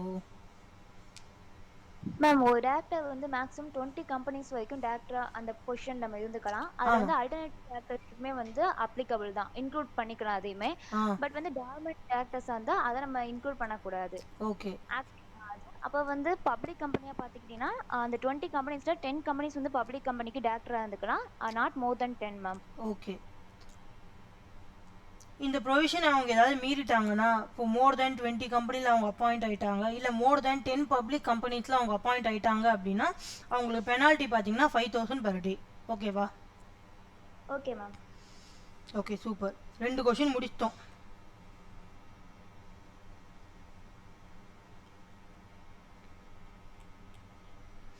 நெக்ஸ்ட் பார்த்தீங்கன்னா டிஸ்குவாலிஃபிகேஷன்ஸ் ஆஃப் எ பர்சன். இது உங்கள் புக்லேயே இருக்குது. இப்போ என்ன பிரச்சனை பார்த்தீங்கன்னா, சில பாஸ்ட் இயர் கொஷின்ஸ்லாம் உங்கள் புக்லேயே இல்லை, ஆன்சர்ஸ் சொல்கிறேன், அதனால தான் நான் செப்பரேட்டாக உங்களுக்கு எழுதி காட்டுறேன். ஸோ ஸ்டடி மெட்டீரியல் இருக்கவங்க ஸ்டடி மெட்டீரியல் எடுத்துக்கோங்க. இல்லைன்னா நான் பிடிஎஃப் சென்ட் பண்ணியிருக்கேன் உங்களுக்கு டெலிகிராம் சேனலில், அது ஓப்பன் பண்ணி வச்சுக்கோங்க.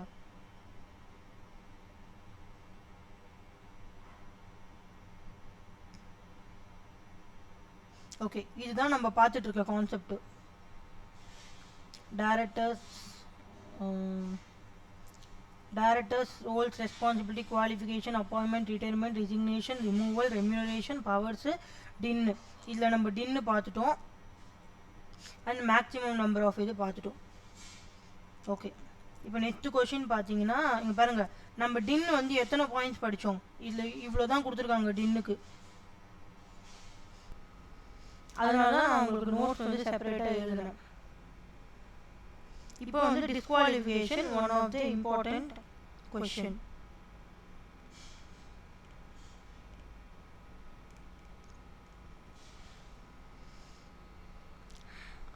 டிஸ்குவாலிஃபிகேஷன் வந்து செக்ஷன் 164 சப்செக்ஷன் 1ல சொல்லியிருக்காங்க.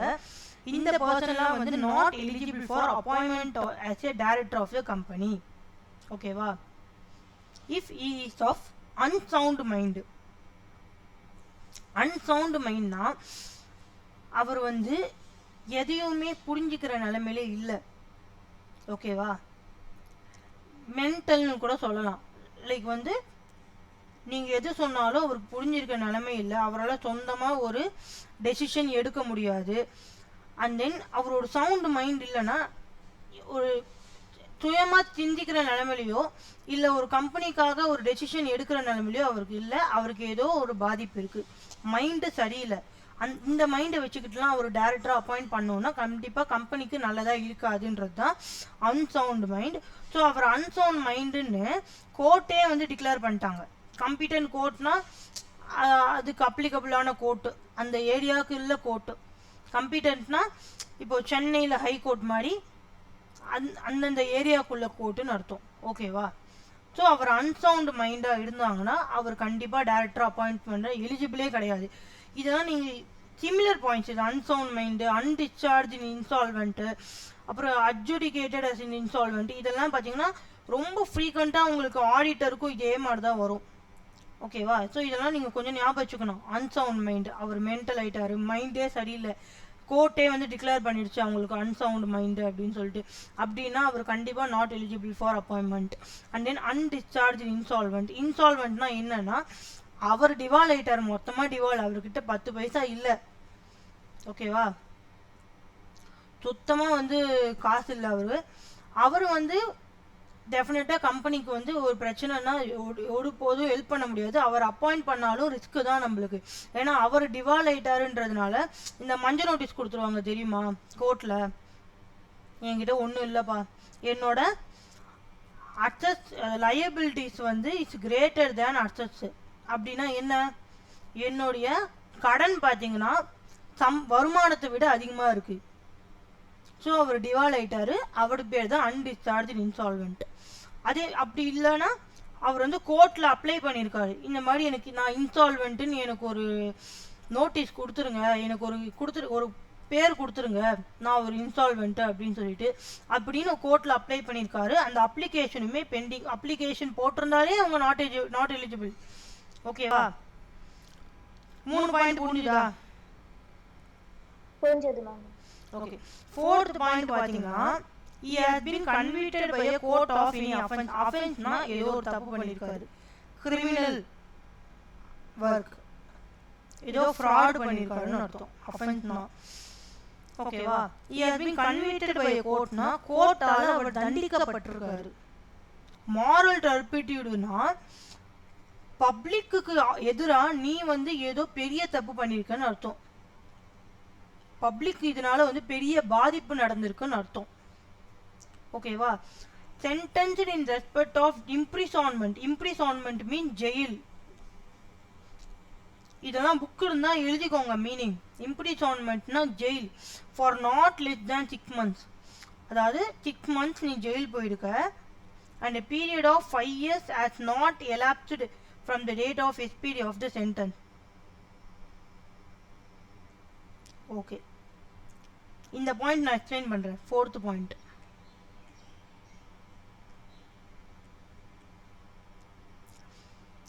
ஒரு டைரக்டர், அதாவது ஒரு இண்டிவிஜுவல்னே வச்சுக்கோங்க. ஒரு இண்டிவிஜுவல் வந்து கன்விக்டட் பை கோர்ட், அதாவது கோர்ட்டால தண்டிக்கப்பட்டவர், involves moral டார்பிட்யூட்.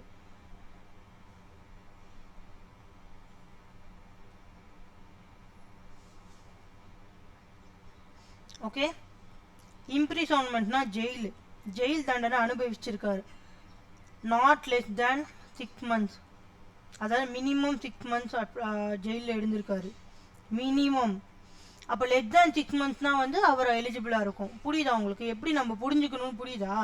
Not less than 6 monthsனா 6 monthsக்கு மேலே அவர் ஜெயிலுக்கு போயிட்டாருன்னா அவர் not eligible to be appointed as a director. ஓகேவா? ஆனால் 6 months உள்ளே தான் அவர் ஜெயிலுக்கு போயிருக்காருன்னா அவர் வந்து எலிஜிபிள்னு சொல்கிறாங்க. அப்படின்னு நம்ம புரிஞ்சுக்கணும். So not less than 6 months. அதுக்கப்புறம் பார்த்தீங்கன்னா 5 years வந்து எலாப்ஸ்டு. அவர் இந்த 6 months ஜெயிலுக்கு போய் 5 years முடிஞ்சிடுச்சு. 5 years has not been elapsed. அந்த சென்டென்ஸை வந்து நான் பிரேக் பண்ணுறேன். பாருங்க, not period of 5 years has not elapsedனா அந்த இன்னும் 5 years முடியலை. 5 years has not been elapsed. And then இன்னொரு பாயிண்ட் சொல்றாங்க, ஒருவேளை அவர் வந்து 7 yearsக்கு மேல ஜெயில் தண்டனை அனுபவிச்சிருந்தால் அவர் not at all eligible to be appointed as a director.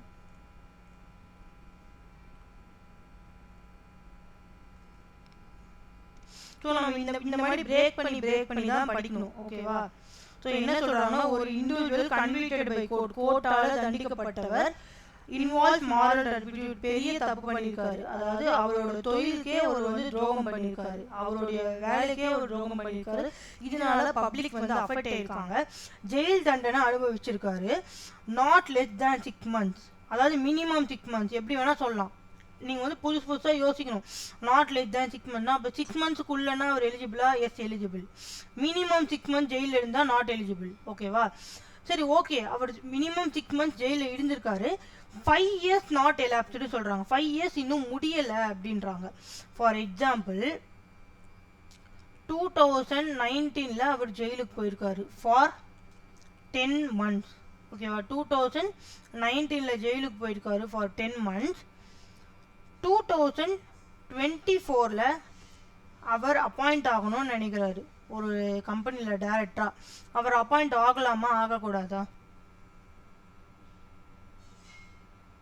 யாராச்சும் சொல்லுங்க.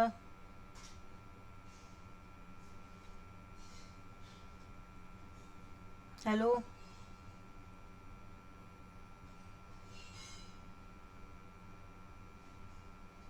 Hello, please anyone reply.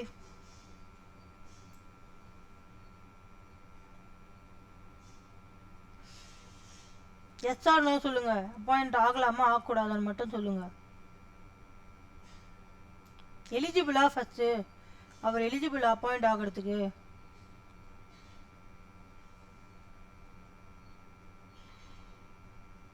புரிஞ்சுதா? புரியலன்னா கேளுங்க, நான் இன்னொரு வாட்டி எக்ஸ்பிளைன் பண்றேன்.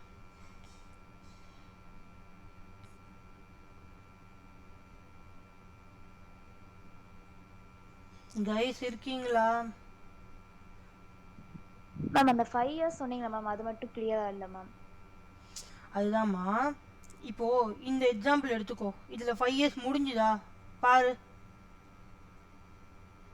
எஸ் மேம், 5 years கிட்ட கம்ப்ளீட் ஆயிடுச்சு. எங்க முடிஞ்சது? கவுண்ட் பண்ணுங்க. போயிடுச்சா மேம்? 2019 to 2020யா? இது 1 இயரா? Yes ma'am. 20 to 21, 21 to 22, 22 to 23, 23 to 24. இது 5th இயர்ல இருக்காரு அவரு.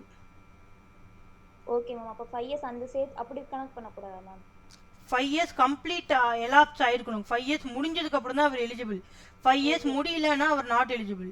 Okay ma'am. Okay ma'am. புரியுதா? அப்ப 2025 ல அப்ளை பண்ணா அவருக்கு கிடைக்கும். அவருக்கு கிடைக்கும். எஸ். ஓகேவா? Okay ma'am. இப்போ கிளியர் மேம். மேம் அதே 7 இயர்ஸ் இருந்ததுன்னா நாட் எலிஜிபிள். ஆமா 7 இயர்ஸ் மேல அவர் ஜெயிலுக்கு போயிட்டாருன்னா இந்த 5 இயர்ஸ் எலாப்ஸ்க்கு பாயிண்டே இல்ல, அவர் நாட் எலிஜிபிள். அந்த 5 இயர்ஸ் பாயிண்ட் எப்படி எப்போனா 6 மந்த்ஸ் ஜெயில் போயிருந்தாதான். புரியுதுங்களா? Okay ma'am. ஓகே 4 பாயிண்ட் முடிஞ்சு. ஃபர்ஸ்ட் வந்து அன்சவுண்ட் மைண்டு, அன்டிஸ்சார்ஜ் இன்சால்வெண்ட், கோர்ட்டே அவர் டிக்ளேர் பண்ணிடுச்சு இல்லை அப்ளிகேஷன் பெண்டிங்காக இருக்குது இன்சால்வெண்ட் அப்படின்னு சொல்லிட்டு. இது வந்து கன்விக்டட் பை கோர்ட். நீங்கள் இதே மாதிரி சென்டென்ஸ் எழுதணும்னு அவசியம் இல்லை. ஆனால் நான் இந்த பாக்ஸ் போட்டிருக்க வேர்டு மட்டும் நீங்கள் எழுதி ஆகணும். unsound mind, undischarged insolvent, adjudicated as an insolvent and its application is pending. அதுக்கப்புறம் பார்த்தீங்கன்னா convicted by court involving moral turpitude. அதுக்கப்புறம் சென்டென்ஸ்லாம் வேணாம், imprisonment bracketல ஜெயிலுன்னு போட்டு not less than 6 months and the period of 5 years has not elapsed. And அதுக்கப்புறம் அவர் வந்து convicted for more than 7 years அப்படின்னா he shall not be eligible to be appointed as a director in the company. அதே மாதிரி ஒரு court வந்து ஒரு order போட்டுட்டாங்க, இவர் வந்து டைரக்டராக அப்பாயிண்ட் ஆகிறதுக்கே தகுதி இல்லை, ஸோ டிஸ்குவாலிஃபைடு அப்படின்னு கோர்ட்டே ஆர்டர் போட்டாங்க. அந்த கேஸில் வந்து அவர் எலிஜிபிளே கிடையாது. அண்ட் தென் நம்ம ஈஸியான பாயிண்ட்ஸ் மட்டும் பார்க்கலாம். ஸோ ரிலேட்டட் பார்ட்டி டிரான்சாக்ஷன் ஒரு கான்செப்ட் இருக்குது செக்ஷன் 188ல். அதில் ஏதோ அவர் தப்பு பண்ணிட்டார், அஃபென்ஸ் பண்ணிட்டாரு. டியூரிங் த லாஸ்ட் ப்ரிசீடிங் 5 இயர்ஸில் ஏதோ ஒரு பீரியடில் அவர் அஃபென்ஸ் பண்ணிட்டாருன்னா அப்போவும் அவர் எலிஜிபிள் கிடையாது. அண்ட் தென்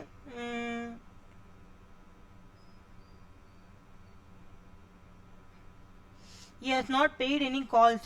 நம்ம நேற்று பார்த்தோம் இல்லைங்க, ஃபர்ஸ்ட் கால் செகண்ட் கால் கம்பெனி வந்து கால் பண்ணி நீங்கள் வாங்கியிருக்க ஷேருக்கான வேல்யூ வந்து அன்பெய்டு அமௌண்ட்டை வந்து கால் பண்ணி வாங்குவாங்க.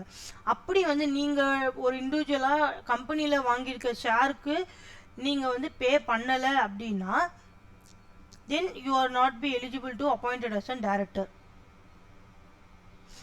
ஸோ அப்புறம் he has not complied with 152 subsection 3. இது நம்ம என்னன்னு பார்ப்போம், இப்படிக்கு இது சும்மா ஞாபகம் வச்சுக்கோங்க.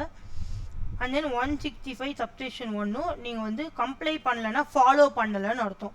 அந்த ரூல்ஸ் 152 subsection 3ல இருக்கிற ரூல்ஸை நீங்கள் ஃபாலோ பண்ணலைன்னு அர்த்தம். ஸோ இதெல்லாம் தான் வந்து டிஸ்குவாலிஃபிகேஷன். ஒரு வாட்டி ரீட் பண்ணுறீங்களா? டிஸ்குவாலிஃபிகேஷன் புரிஞ்சுதா? இதில் கரெக்டாக நீங்கள் எத்தனை பாயிண்ட்ஸ் இருக்குது? 4 5 6 7 8 9 இருக்குது. 7 பாயிண்ட்ஸ் கரெக்டாக எழுதுனா போதும் எக்ஸாமில்.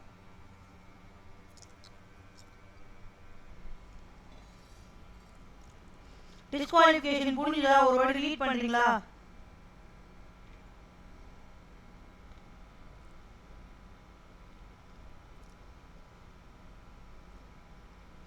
இப்போ 2 மினிட்ஸ்ல யாராச்சும் ஒருத்தர் கியூக்கா அந்த 7 ஏதாவது ஒரு 7 பாயிண்ட்ஸை தமிழ்லயே எக்ஸ்பிளைன் பண்ணுங்க டக்கு டக்குன்னு. நீங்க அந்த வேர்ட் யூஸ் பண்ண கூட அவசியம் இல்லை, உங்களுக்கு என்ன புரிஞ்சுதோ தமிழ்ல சொல்லுங்க போதும்.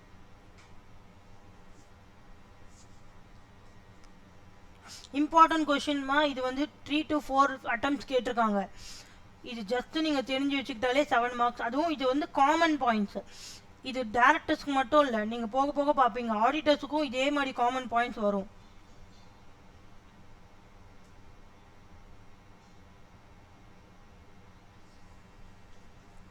இதில் ஏதாவது பாயிண்ட் புரியலன்னா கேளுங்க.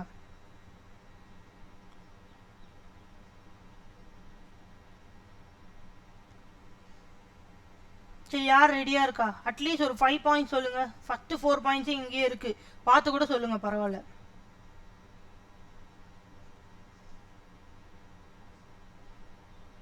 ஒரு 5 பாயிண்ட்ஸ் சொன்னீங்கன்னா உங்களுக்கு ஞாபகம் வச்சுக்க ஈஸியாக இருக்கும், அதனால சொல்கிறேன்.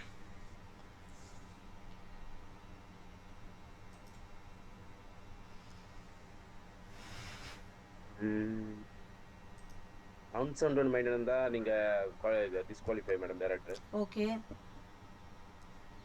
அதுக்கப்புறம் நீங்க கோர்ட்டால இன்சால்வென்ஷன் வந்துட்டா நீங்க டிஸ்குவாலிஃபிகேஷன். ஓகே. நீங்க ஆல்ரெடி இன்சால்வென்ட்னாலும் டிஸ்குவாலிஃபை, கோர்ட்ல ஆர்டர் வந்தாலும் ஒரு பாயிண்ட். அன்டிஸ்சார்ஜ் இன்சால்வென்ட்னா நீங்க ஆல்ரெடி ஒரு இன்சால்வென்ட் தான்.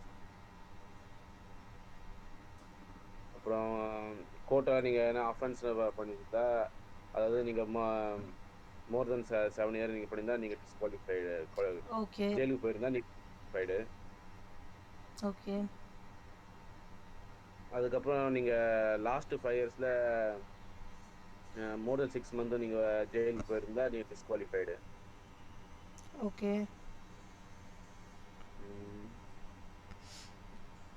அதுக்கப்புறம் நீங்கள் அந்த செக்ஷன் 153ல மென்ஷன் பண்ணுற மாதிரி நீங்கள் அந்த ரிலேட்டடான நீங்கள் அஃபென்ஸ் பண்ணியிருந்தா நீங்கள் அப்பயும் disqualified. Okay okay okay okay sir, thank you. Okay, எல்லாருக்கும் புரிஞ்சுதா இந்த கொஷினு?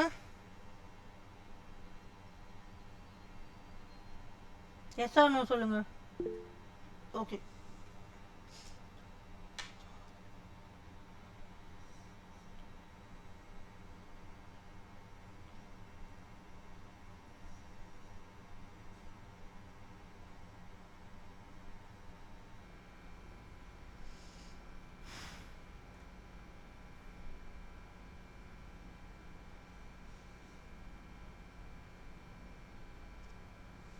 ஓகே, இந்த கொஷின் ஓவர்.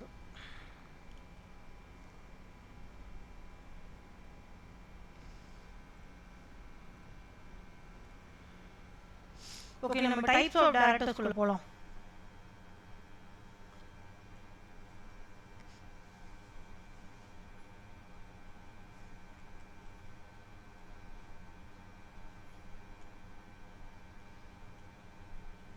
ஃபர்ஸ்ட் டைரக்டர்ஸ், ஏதாவது ஐடியா இருக்கா ஃபர்ஸ்ட் டைரக்டர்ஸ்னா யாருன்னு?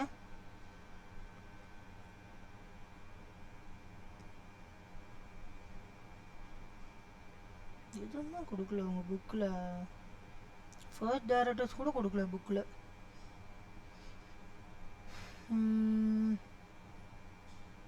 எம்டிஏ மேடம், சொல்லுங்க. எம்டி எம்டியா? ஹலோ, நீங்கள் இதை சொல்கிறீங்க, சொல்லுங்கள். மேனேஜர் டைரக்டர் தான் ஃபர்ஸ்ட் டைரக்டர்னு கேட்டேன். இல்லை, அப்படி கிடையாது. 1 minute. ஃபர்ஸ்ட் டைரக்டர்ஸ் யாருன்னு பார்த்தீங்கன்னா செக்ஷன் 152ல சொல்லியிருக்காங்க அப்பாயின்மெண்ட் ஆஃப் ஃபர்ஸ்ட் டைரக்டர்ஸ் அப்படின்ட்டு. ஓகேவா?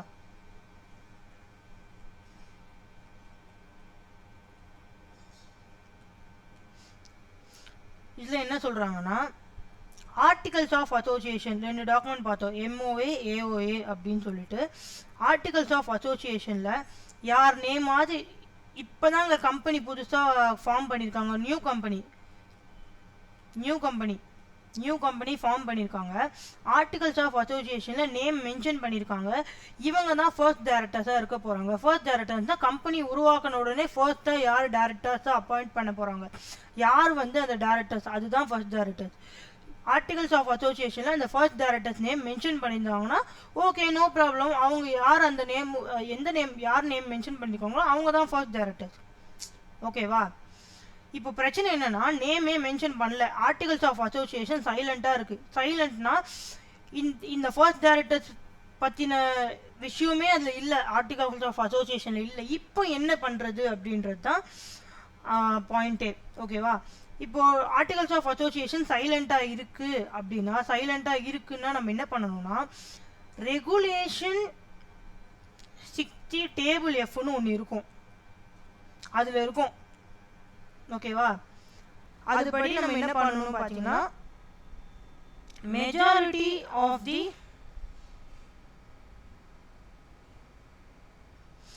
Majority of subscribers will elect first directors. ஓகேவா? சப்ஸ்கிரைபர்ஸ்னா யாரு? MOA சைன் பண்ணவங்க, MOA சப்ஸ்கிரைப் பண்ணவங்க கூட சொல்லலாம். ஓகேவா? இப்போ ரெகுலேஷன் 60 டேபிள் எஃப்ல ப்ரொவிஷன் இருந்தா majority of the subscribers will elect first directors. இப்போ இன்னும் ஒரு பாயிண்ட் என்ன இருக்குன்னா இதுவும் சைலண்டாக இருக்குது, இதுலேயும் வந்து ஒன்றுமே கொடுக்கல. ஃபர்ஸ்ட் டைரக்டர்ஸ்க்கு யாரை அப்பாயிண்ட் பண்ணணும் அப்படின்னு ஒன்றுமே கொடுக்கல அப்படின்னா at the time company form பண்ணியிருக்காங்க. நம்ம நேற்று ஒரு எக்ஸாம்பிள் எடுத்துக்கிட்டோம், எம்ஜே பிரைவேட் லிமிடெட் அப்படின்னு ஒரு எக்ஸாம்பிள் எடுத்துக்கணும். இந்த கம்பெனி ஃபார்ம் பண்ணும்போது யாரெல்லாம் சப்ஸ்கிரைபர்ஸோ யாரெல்லாம் எம்ஓவேவை வந்து சைன் பண்ணியிருக்காங்களோ they will be considered as first director.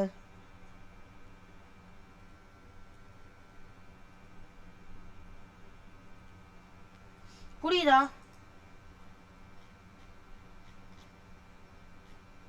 So first டைரக்டர்ஸ்னா யாருன்னு ஒரு ஐடியா இருக்கா? லைக் புதுசாக ஒரு கம்பெனி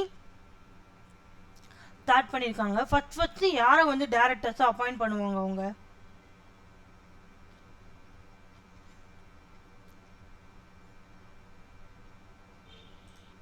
ஏஓல யார் நேம் மென்ஷன் பண்ணுறதோ அவங்க அப்பாயிண்ட் பண்ணுவாங்க. ஓகே, ஏஓஏல சைலண்டாக இருந்தால் நெக்ஸ்ட் என்ன பண்ணும்?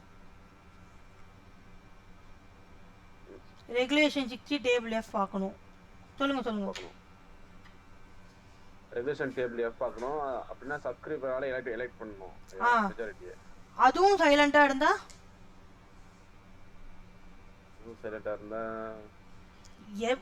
எல்லா சப்ஸ்கிரைபர்ஸும் ஃபர்ஸ்ட் டைரக்டர்ஸ் தான் அர்த்தம். ஓகேவா?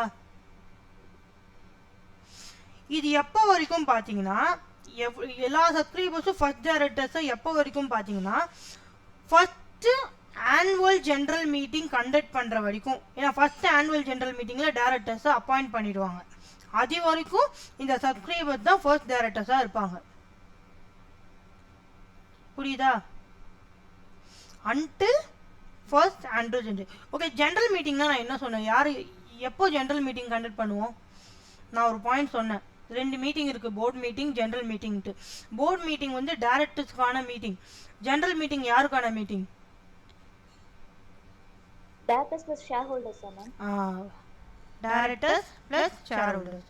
ஸோ ஃபர்ஸ்ட் ஆனுவல் ஜெனரல் மீட்டிங்கில் டைரக்டர்ஸ் ப்ளஸ் ஷேர் ஹோல்டர் சேர்ந்து சாரி இங்கே வந்து என்ன பண்ணுவாங்கன்னா ஒரு டைரக்டர்ஸை அப்பாயிண்ட் பண்ணிடுவாங்க. இங்கே நீங்கள் டீன்னு அதெல்லாம் பார்க்காதீங்க, ஃபர்ஸ்ட் டைரக்டர்ஸ்க்கு இந்த டீன்லாம் கிடையாது. ஓகேவா? அந்த பாயிண்ட்ல இங்கே கொண்டு வராதீங்க. ஏன்னா கம்பெனி ஸ்டார்ட் பண்ண போதுல யாராவது ஒரு டைரக்டர் வேணும்பா டெசிஷன் எடுக்க, கம்பெனியை நெக்ஸ்ட் ஸ்டேஜுக்கு கொண்டு போக. ஸோ இதுதான் வந்து ஃபர்ஸ்ட் டைரக்டர்ஸ்க்கான டீட்டெயில்டு ஆன்சர். டோன்ட் வெரி, நான் எல்லா ஆன்சர்ஸ் கொஸ்டின்ஸும் உங்களுக்கு தனியாக பிடிஎஃப் போட்டு சண்டேக்குள்ளே சென்ட் பண்ணிடுறேன். ஓகேவா? ஃபர்ஸ்ட் டைரக்டர்ஸ் புரிஞ்சுதா? மேம் எக்ஸிட் பண்ணிக்கிறேன், கிளாஸ் டைம் ஆகுது. Okay sir. Okay, thanks. Thank you.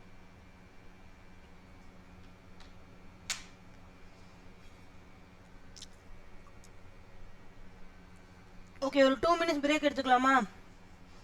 7:27 7:30க்கு meet பண்ணலாமா? Okay ma'am. Okay ma'am. Okay.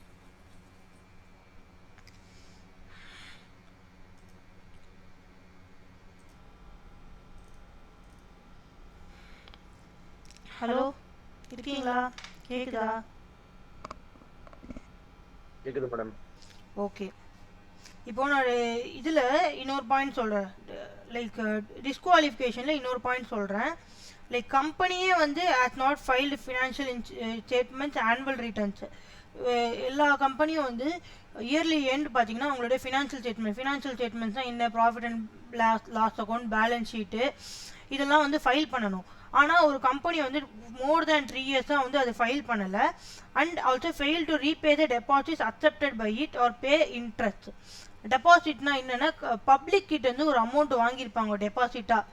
ஓகேவா? இப்போ எப்படி பேங்க்ஸ் வந்து நம்ம கிட்ட டெபாசிட் அக்செப்ட் பண்ணுறாங்க, அந்த மாதிரி ஒரு கம்பெனி பப்ளிக் கிட்ட இருந்து டெபாசிட் வாங்கியிருப்பாங்க, அதுக்கான இன்ட்ரெஸ்ட்டும் பே பண்ணணும், பிரின்சிபலும் ரீபே பண்ணணும். அப்படி ஒருவேளை ரெண்டுமே பே பண்ணல, அவங்க வந்து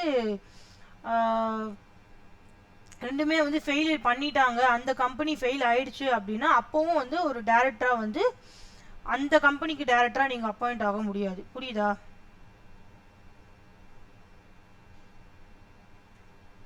நீங்கள் டைரக்டராக இருக்கிற ஒரு கம்பெனி வந்து இந்த ஃபெயிலியர்லாம் இருக்கக்கூடாது. லைக் ஆனுவல் ரிட்டர்ன்ஸோ ஃபினான்ஷியல் ஸ்டேட்மெண்ட்ஸோ 3 வருஷமாக ஃபைல் பண்ணாமல் இருந்திருக்கக்கூடாது. அண்ட் தென் டெபாசிட் அக்செப்ட் பண்ணியிருந்தால் அதை ரீபே பண்ணியிருக்கணும். அதில் எதுவும் நீங்கள் டைரக்டராக இருக்கிற கம்பெனியில் வந்து இந்த ஃபெயிலியர் இருக்கக்கூடாது. புரியுதா? ஓகே. இப்போது நீங்கள் டிஸ்குவாலிஃபிகேஷன்ஸ் பேஸ் பண்ணி நான் ஒரு 4 கொஷின்ஸ் வச்சுருக்கேன். ஓகேவா? அது நீங்கள் இப்போ ஆன்சர் பண்ணணும்.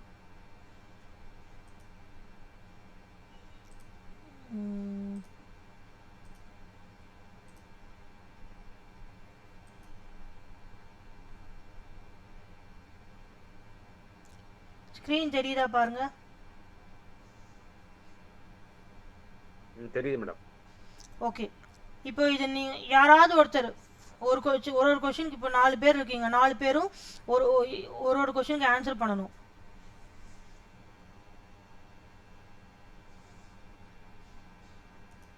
ஃபர்ஸ்ட் ஒன் ஏ வந்து டிஸ்குவாலிஃபைட் தான் மேம். ஏம்மா? ஏன்னா அவர் வந்து இந்த பர்சனல் லயபிலிட்டி மேம் இன்சால்வெண்ட்டாக இருக்காது, கோர்ட்லேயும் அப்ளை பண்ணியிருக்காரு. ஸோ அவர் வந்து எலிஜிபிள் கிடையாதுல்ல மேம். ஓகே. செகண்ட் கொஷினுக்கு வேறு யாராச்சும்? நல்லா ரீட் பண்ணுங்க. செகண்ட் கொஷின் மட்டும் கொஞ்சம் திங்க் பண்ணணும்.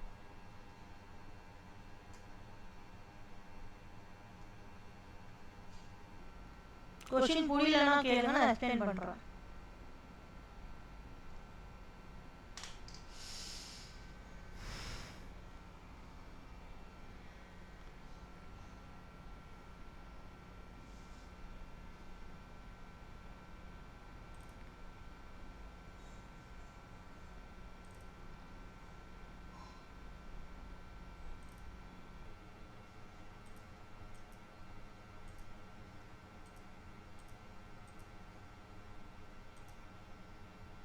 ஹலோ மேம் நான் ஆன்சர் பண்ணலாமா மேம்? சொல்லுங்க.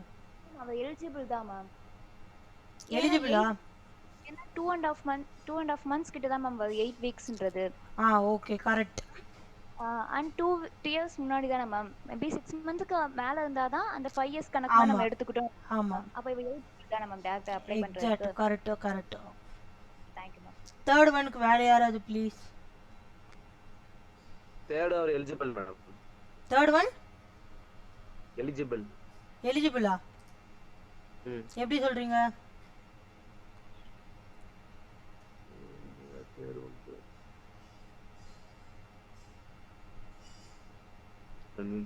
Court of funds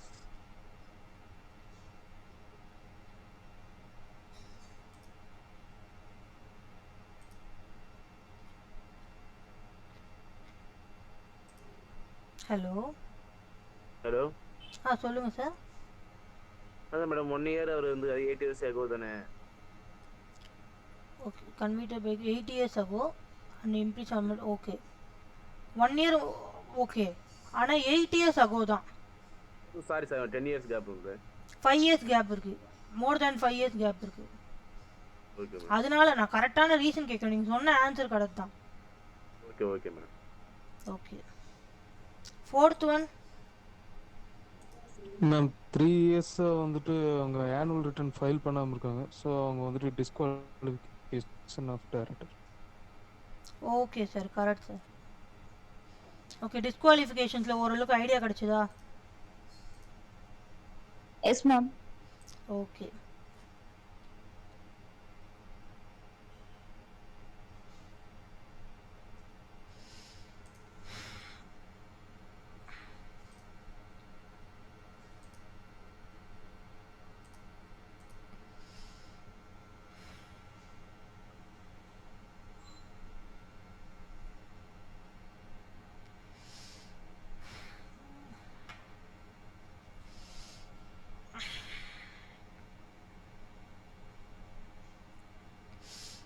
so appointment of டைரக்டர்ஸில் நம்ம first type of first directors பார்த்துட்டோம். இப்போ நெக்ஸ்ட் வந்து நம்மளுக்கு இன்னும் 2 டைப் ஆஃப் டைரக்டர்ஸ் இருக்குது. Rotational and retiring director. ஓகேவா?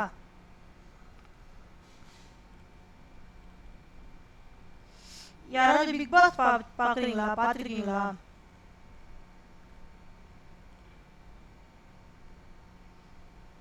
பிக் பாஸ் பார்த்துருக்கீங்களா?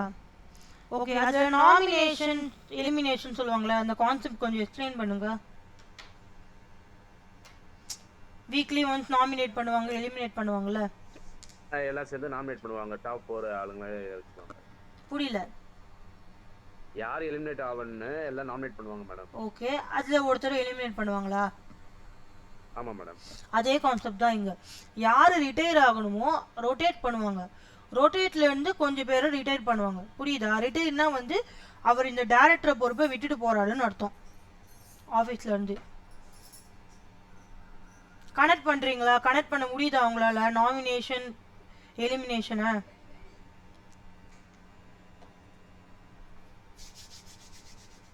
இப்போ நான் சொல்றேன் பாருங்க. ஸோ ரொட்டேஷனல்ன்றது வந்து எங்க டிஃபைன் பண்ணியிருக்குன்னா, இந்த ப்ரொவிஷன் எங்க கொடுத்துருக்காங்கன்னா செக்ஷன் 152 சப்செக்ஷன் 6 கிளாஸ் 7 கொடுத்துருக்காங்க. அதாவது not less than 2/3 of the total number of directors. இதில் ஒரு இம்பார்ட்டண்ட்டான பாயிண்ட் ஞாபகம் வச்சுக்கணும்.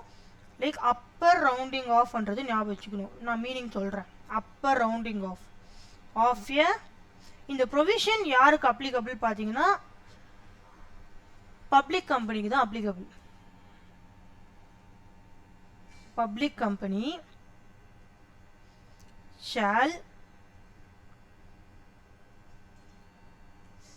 be persons whose period of office, நீங்கள் மீனிங் புரிஞ்சு வச்சுக்கிட்டா போதும். நீங்கள் உங்கள் ஓன் வேர்ட்ஸில் எழுதிக்கலாம் ஆன்சர்ஸ்.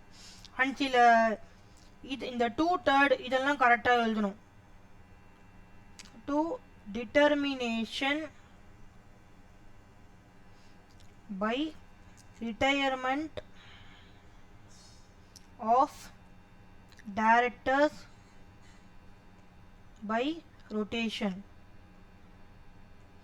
நான் ஃபுல்லாக எழுதி முடிச்சுட்டு எக்ஸ்பிளைன் பண்ணுறேன். Out of this 1/3 of rotational directors shall be retired. இது வந்து நியரஸ்ட் ரவுண்டிங் ஆஃப்.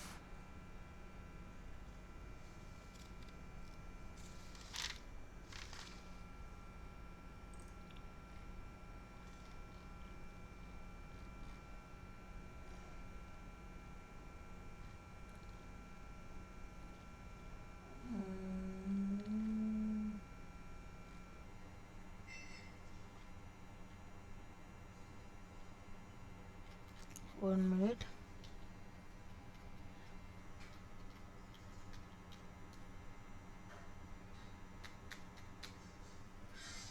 ஓகே, இப்போ டைரக்டர்ஸ் வந்து எப்போ ரிட்டையர் ஆவாங்க? ரொட்டேஷனல் டைரக்டர் இந்த கான்செப்ட் வந்து பப்ளிக் கம்பெனிக்கு தான் எலிஜிபிள். இந்த ப்ரொவிஷன் நம்ம படிக்கிற செக்ஷன் 152(6)A வந்து யாருக்கு அப்ளிகபிள்? பப்ளிக் கம்பெனி தான் அப்ளிகபிள். ஓகேவா? யாரெல்லாம் வந்து ரொட்டேஷனல் டைரக்டர் யாருன்னா ரிட்டையர் ஆகிறதுக்கு ரொட்டேட் ஆகிட்டே வருவாங்க. அந்த ரொட்டேஷனல் டைரக்டர்ஸில் சில பேர் தான் ரிட்டையர் ஆவாங்க. நான் அதனால தான் இந்த Bigg Boss nomination elimination concept சொல்கிறேன். அவங்க எலிமினேட் ஆகிறதுக்கு தானே நாமினேட் பண்ணிட்டே வருவாங்க. அதில் ஒருத்தர் தானே எலிமினேட் பண்ணுவாங்க. உங்களுக்கு புரியுதா?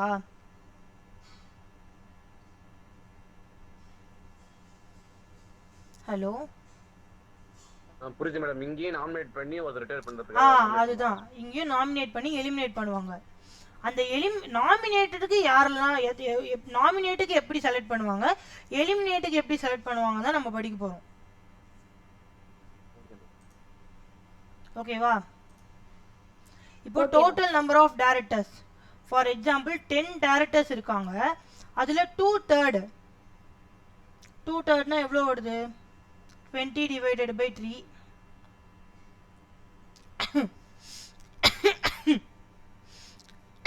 One minute.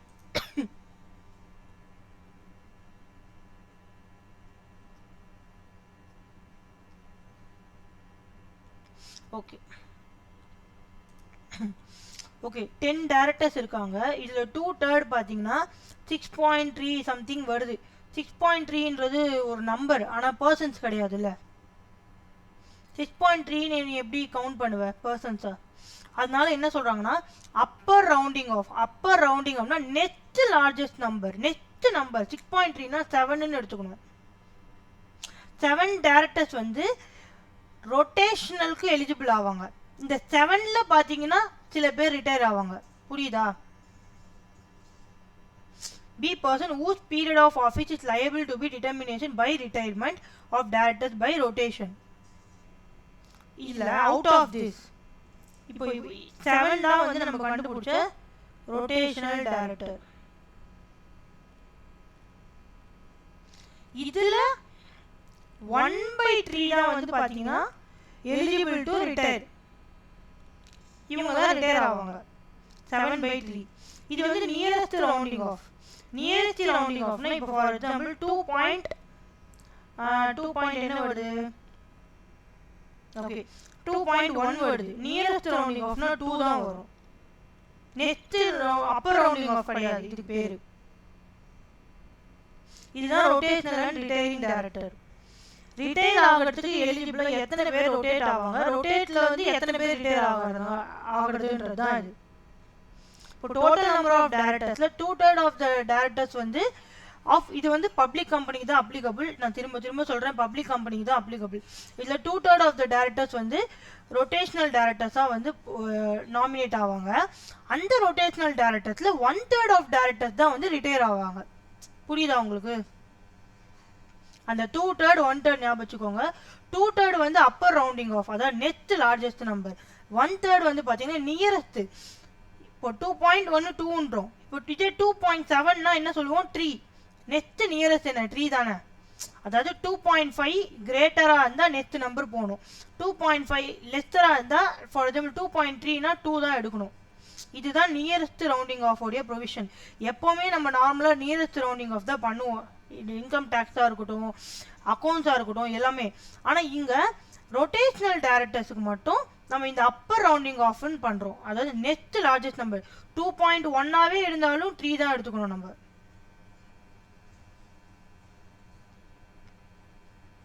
Hello. Okay madam. இந்த ரொட்டேஷன் எதை பேஸ் பண்ணி அவங்க செலக்ட் பண்ணுவாங்க? ஏன்னா மெஜாரிட்டியா இல்லை எந்த கண்டிஷன் இல்லை? புரியல. ரொட்டேஷனல் இப்போ டைரக்டர் வந்து ரொட்டேஷனல் செலக்ட் பண்றாங்களா மேடம்? ஆமா. எதை பேஸா பண்ணி வச்சுக்குவாங்க? இப்போ மெஜாரிட்டியா ஓட்டிங் மாதிரி கண்டக்ட் பண்ணி செலக்ட் பண்ணுவாங்களா, இல்லை கண்டிஷன் டேர்ம்ஸ் என்னங்களா கிரைட்டீரியா?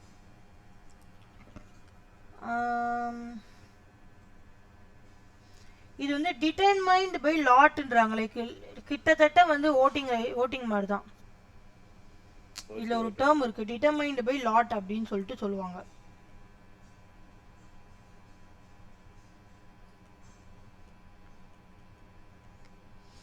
ஸோ யார் பேர் அதில் வருதோ அவங்க தான் வந்து ரொட்டேஷனல் ஆவாங்க. அதில் 1/3 பார்த்தீங்கன்னா ரிட்டையர்மெண்ட். இவ்வளோதான் வந்து ரொட்டேஷனல் ரிட்டையரிங் டைரக்டர். இதை வந்து நீங்கள் இந்த ஜஸ்ட் இந்த 2/3 1/3 ஞாபகம் வச்சுக்கோங்க. அண்ட் தென் இது பப்ளிக் கம்பெனி தான் எலிஜிபிள்ன்றது ஞாபகம் வச்சுக்கோங்க. அந்த Bigg Boss nomination elimination concept தான் இது, வேற ஒன்றுமே இல்லை. செக்ஷன் நம்மளால ஞாபகம் வச்சுக்க வேண்டாம். மேடம் டிஸ்குவாலிஃபிகேஷன் இந்த ரீசன்லாம் இருக்குது. இது என்ன காரணத்துக்காக பண்றாங்க? இந்த ரொட்டேஷன்ல அந்த புதுசா வந்து அப்பாயிண்ட் பண்றதுக்காக தான். என்ன ரீசன்காக பண்றாங்க? இருந்த டைரக்டர் இருக்க கூடாதுன்றதுக்காக தான். Okay okay madam. ரொம்ப வருஷம் அதே டைரக்டர் இருந்தாங்கன்னா அவங்க ஏதாவது ஃப்ராட் பண்ண சான்ஸ் இருக்கு. அதனால நம்ம ஒரு பர்டிகுலர் ஸ்டேஜ்ல 5 இயர்ஸ் 3 இயர்ஸ்க்கெல்லாம் நம்ம ரிட்டையர் பண்ணிட்டே வருவோம் directors. Okay okay madam. Okay, இது ஒரு இம்பார்ட்டன்ட் கொஸ்டின் முடிஞ்சுது. தென் we will move on to இன்னும் ஒரே ஒரு கொஸ்டின் பார்த்துடலாம். ஓகே, உமன் டைரக்டர் பார்க்கலாம். டைப்ஸ் ஆஃப் டைரக்டர்ஸ்லேயே இப்போ என்னென்ன பார்த்துருக்கோம்? ஃபர்ஸ்ட் டைரக்டர்ஸ் பார்த்தோம், அந்த ரொட்டேஷ்னல் ரிட்டையரிங் டைரக்டர்ஸ் பார்த்தோம். அதுக்கப்புறம் வந்து செக்ஷன் 149 சப்செக்ஷன் உமன் டைரக்டர் பார்க்கலாம்.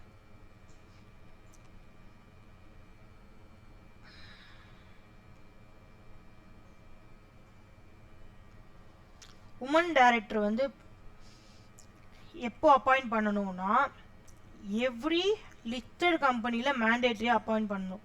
ஓகே, லிஸ்டட் கம்பெனினா என்னன்னு சொல்லுங்கள் ஃபஸ்ட்டு. நம்ம இன்னும் டைப்ஸ் ஆஃப் கம்பெனி பார்க்கல, ஆனால் அது கொஞ்சம் லேட்டாக பார்க்கலாம். ஏன்னா இது இம்பார்ட்டன்ட் டேரக்டர்ஸ் வந்து நம்மளுக்கு 3 days ஆகும். அது முடிச்சிடலாம் தான் நான் வந்து டைப்ஸ் ஆஃப் கம்பெனி எடுக்கல. சொல்லுங்கள். லிஸ்டிங்னா செபில வந்து ரெஜிஸ்டர் பண்ணி நம்ம பப்ளிக் இஷ்யூக்காக நம்மளோட ஷேர் செக்யூரிட்டி ஷேர்ஸ் வந்து ஸ்டாக் எக்ஸ்சேஞ்சில் என்எஸ்சி பிஎஸ்சியில் லிஸ்ட் பண்ணியிருக்கோன்னு அர்த்தம். நம்மளோட பேர் வந்து என்எஸ்சி பிஎஸ்சி லிஸ்ட்டில் இருக்குன்னு அர்த்தம். கம்பெனியோட பேர் புரியுதுங்களா? கம்பெனியோட நேம் வந்து செபியில் ரெஜிஸ்டர். ஓகே, எல்லாம் ஓகே. என்எஸ்சி பிஎஸ்சி லிஸ்ட்டில் இருக்குன்னு அர்த்தம். Okay okay ma'am. Okay, every listed கம்பெனிக்கு ஒரு உமன் டைரக்டர் மேண்டேட்டரியாக அப்பாயிண்ட் பண்ணி ஆகணும். ஓகே, லிஸ்டட் கம்பெனி இல்லை, நாங்கள் பப்ளிக் கம்பெனி. பப்ளிக் கம்பெனினா having paid of share capital. Paid of share கேபிட்டல்னா பப்ளிக் எவ்வளோ கட்டியிருக்காங்கன்றது, பப்ளிக் எவ்வளோ கொடுத்துருக்காங்கன்றது தான் paid of share capital. Greater than ₹100 crores. Turnover, கம்பெனியோட turnover greater than 300 crores. ஓகேவா? இது ரெண்டும் சாட்டிஸ்ஃபை ஆனால் public company woman director appoint பண்ணலாம். இது வந்து ரொம்ப இம்பார்ட்டன்ட் கைஸ். எம்சிக்யூவில் கேட்கலாம், இல்லை உங்களுக்கு ஒரு 4 மார்க்ஸில் 7 மார்க் கொஸ்டின்லேயே ஒரு சின்ன சப்டிவிஷனில் கேட்கலாம். இது ஃபைனல் லெவல்லே ஆக்சுவலாக ரொம்ப இம்பார்ட்டன்ட். ஃபைனல் லெவல்லே எம்சிக்யூ கேட்பாங்க இது. ஸோ உமன் டைரக்டர் எப்போ மேண்டேட்டரின்னு பார்த்தீங்கன்னா சார் மேம் இந்த அட்டெம்ப்ட்ல கேட்டிருந்தாங்க. என்ன சார்? இந்த அட்டெம்ப்ட்ல கேட்டிருந்தாங்க மேடம், ஜூன் அட்டெம்ப்ட்ல கேட்டிருந்தாங்க. ஓகே. ஸோ வந்து இது இம்பார்ட்டன்ட்.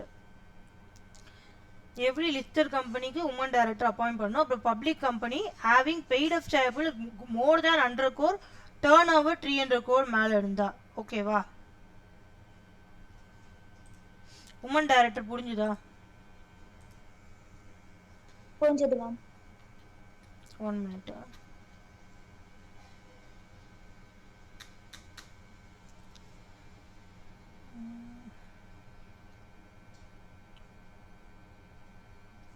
இது வந்து 6 ஓகேங்களா? ஏதாவது ஒன்று சாட்டிஸ்ஃபை ஆனால் போதும். Paid of share capital 100 crore இருக்கணும், இல்லை டேர்ன் ஓவர் 300 crore இருக்கணும். இது அண்டு கிடையாது, 6. இது மட்டும் நோட் பண்ணுங்க.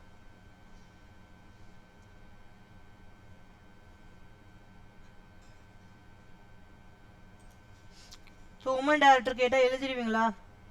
Listed company, public company having paid of share capital 100 crore or turnover, இதில் ஏதாவது ஒன்று சாட்டிஸ்ஃபை ஆயினா போதும், நீங்கள் உமன் டைரக்டர் அப்பாயிண்ட் பண்ணலாம். சாரி, அப்பாயிண்ட் பண்ணியே ஆகணும். அப்படி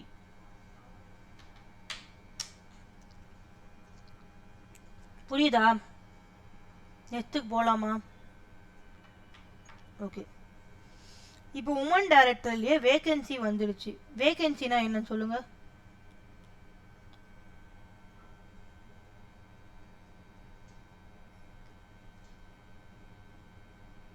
வேகன்சினா என்ன?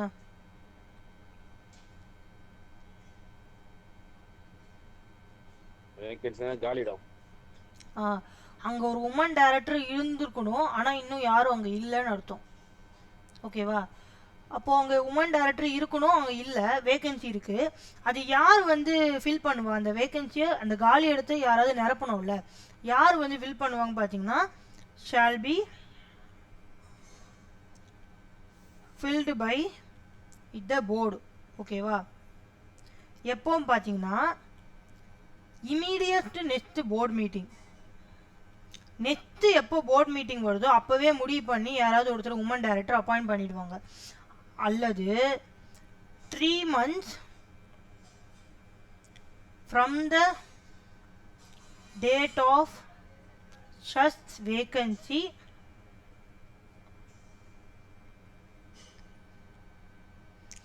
whichever is later.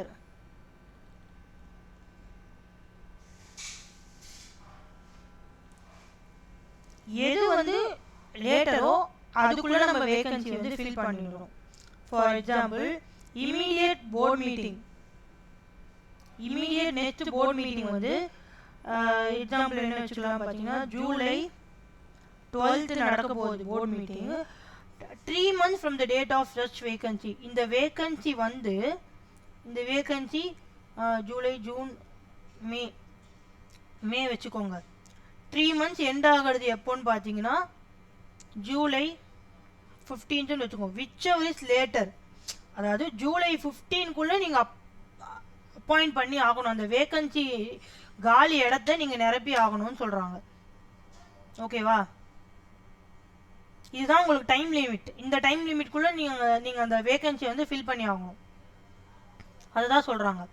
லேட்டர்னா இதுக்குள்ளே பண்ணி ஆகணும். நீ இமீடியட் நெக்ஸ்ட் போர்ட் மீட்டிங்கில் பண்ணலானாலும் பரவாயில்ல.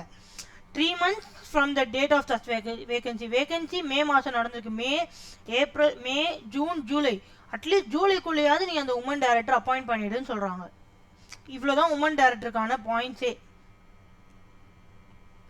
ஃபஸ்ட்டு உமன் டைரக்டர் எப்போ வந்து கம்பல்சரி அப்பாயிண்ட் பண்ணணும்?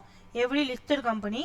பப்ளிக் கம்பெனியாக இருந்தால் paid of share capital 100 crores மோராக இருக்கணும். டேர்ன் ஓவர் வந்து 300 crore இருக்கணும். ஏதாவது ஒன்று சாட்டிஸ்ஃபை ஆனால் போதும் உமன் டைரக்டர் நீங்கள் அப்பாயிண்ட் பண்ணிடலாம். அண்ட் தென் வேகன்சி, அந்த உமன் டைரக்டருக்கு வந்து வேகன்சி இருக்குது, அங்கே இன்னும் யாரையும் அப்பாயிண்ட் பண்ணலை, அங்கே வந்து எலிஜிபிள் கம்பல்சரி அப்பாயிண்ட் பண்ணியிருக்கணும், ஆனால் பண்ணலைன்றப்போ அது யார் ஃபில் பண்ணுவாங்க பார்த்தீங்கன்னா போர்டு ஃபில் பண்ணுவாங்க. எப்போ எந்த டைம் லிமிட்குள்ளே ஃபில் பண்ணணும்? Immediate next board meeting, next வரப்போட போர்ட் மீட்டிங்லையோ இல்லை 3 months from the date of such vacancy whichever is later. இவ்வளோ தான் மேக்ஸிமம் டைம். இதுக்குள்ளே நீங்கள் கண்டிப்பாக அப்பாயிண்ட் பண்ணி ஆகணும்னு சொல்கிறாங்க. புரியுதா?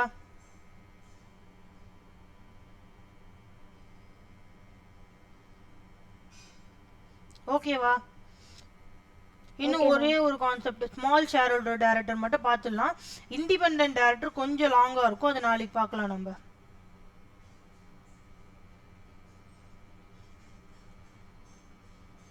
இப்போ நான் ஸ்மால் ஷேர் ஹோல்டர் டைரக்டர் முடிச்சுட்டு யாராவது ஒருத்தர் நம்ம இன்னைக்கு என்னென்ன டாபிக் பார்த்தோம்னு சொல்லணும். ஞாபகம் இருக்கிறவருக்கு சொல்லுங்க என்னென்ன டாபிக் நம்ம பார்த்தோம் அப்படின்னு சொல்லிட்டு. டைரக்டர் தான் பார்த்தோம், அதில் நிறைய டாபிக்ஸ் பார்த்தோம். ஓகேவா? Small shareholder director. Small ஷேர் ஹோல்டர்னா ஃபஸ்ட்டு யாருன்னு பார்க்கணும். ஓகேவா? ஸ்மால் ஷேர் ஹோல்டர் யார்? இதை செக்ஷன் 151 கொடுத்துருக்காங்க. ஸ்மால் ஷேர் ஹோல்டர் யாருன்னு பார்த்தீங்கன்னா அவங்க ஷேர்ஸ் வச்சுருக்காங்கல்ல. ஷேர் ஹோல்டர்ஸ்னால் என்ன? கம்பெனியில் வந்து ஷேர் வாங்கியிருக்காங்க. Shares of nominal value of not more than ₹20,000. அதாவது அவங்க வச்சிருக்கக்கூடிய ஷேர்ஸோட அதிகபட்ச வேல்யூவே 20,000 தான். அதுக்கு மேலே அவங்க வச்சிருக்க கூடாது. 20,000க்குள்ள அவங்க ஷேர்ஸ் வச்சிருந்தாங்கன்னா அவங்க பேர் வந்து ஸ்மால் ஷேர் ஹோல்டர்ஸ்.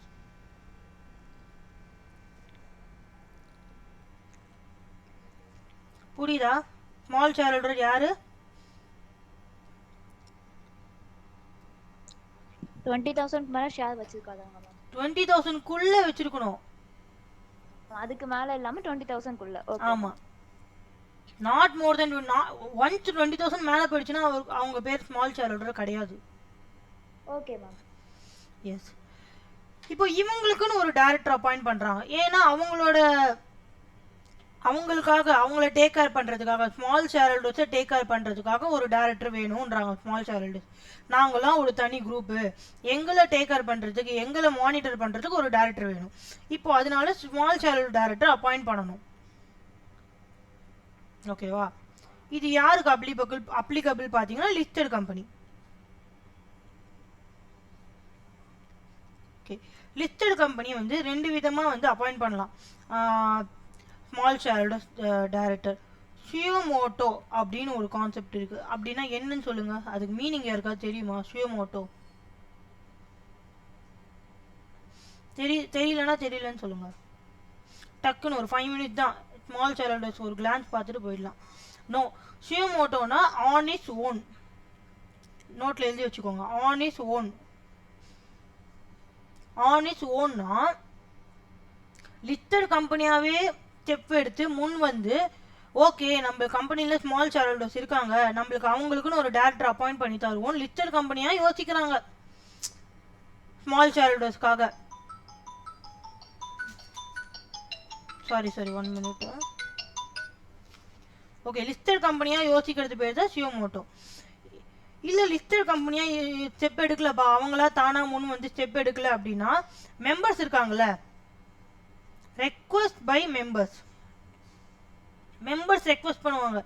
இந்த மாதிரி வந்து எங்களுக்கு ஸ்மால் ஷேர் ஹோல்டர்ஸ்க்கு வந்து ஒரு டேரக்டர் அப்பாயிண்ட் பண்ணி கொடுங்கன்ட்டு. எவ்வளோ பேர் மினிமம் ரெக்வஸ்ட் பண்ணோம் பார்த்தீங்கன்னா at least 1000 small share holders request பண்ணோம். ஓகேவா? அப்படி இல்லைன்னா 1/10 of the total number of such shareholders. இதில் whichever is lower. இங்கே பாருங்க, லோயர், ஹையர், லேட்டர் இதெல்லாம் கொஞ்சம் ஞாபகம் வச்சுக்கணும். எல்லாமே லோயர் கிடையாது. இப்போ நம்ம பார்த்தோம்ல உமன் டைரக்டர் வேகன்சி, அது வந்து லேட்டர். எது லாஸ்ட்டாக வருதோ அதுக்குள்ளே நீங்கள் அப்பாயிண்ட் பண்ணணும்னு அர்த்தம். லோயர்னா வந்து இதில் ஏதாவது ஒன்று சாட்டிஸ்ஃபை ஆனால் போதுன்னு அர்த்தம். ஓகேவா?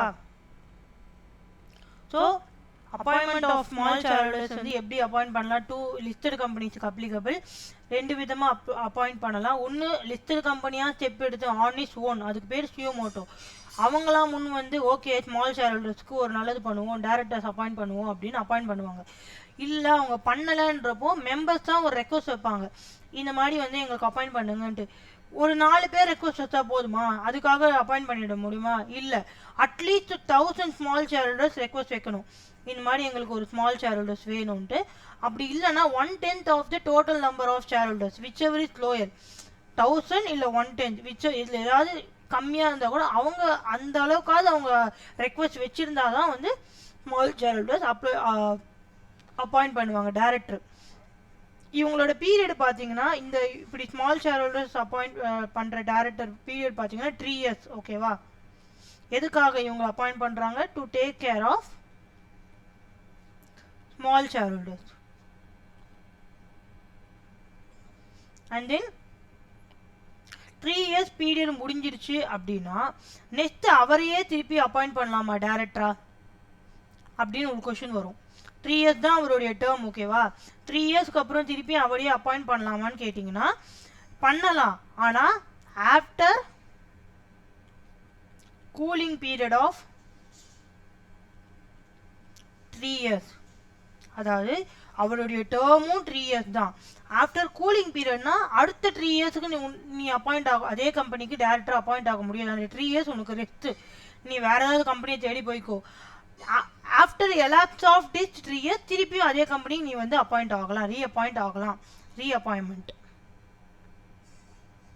ஸோ இது ஸ்மால் ஷேர் ஹோல்டர்ஸோட ஒரு கிளான்ஸு. இது கொஞ்சம் பெருசாக போகும். ஸ்மால் ஷேர் ஹோல்டர்ஸ் வந்து எப்படி வந்து அப்ளை பண்ணுவாங்க, அப்ளிகேஷனில் என்னென்ன இருக்கணும், அப்புறம் டேரக்டர்ஸோடைய டேர்ம், இவ்வளோ தான் அது. ஸோ ஃபஸ்ட்டு ஸ்மால் ஷேர் ஹோல்டர்ஸோடைய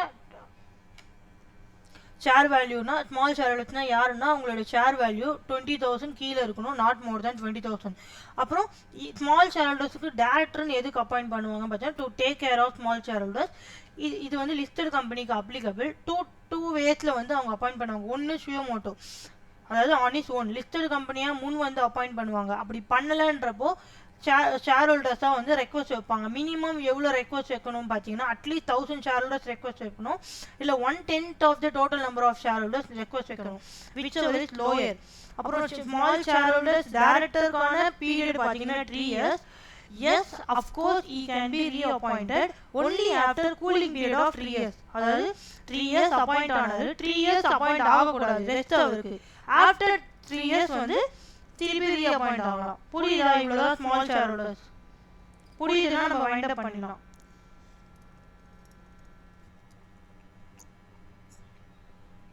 புரியுது மேம். இது ஓகேவா?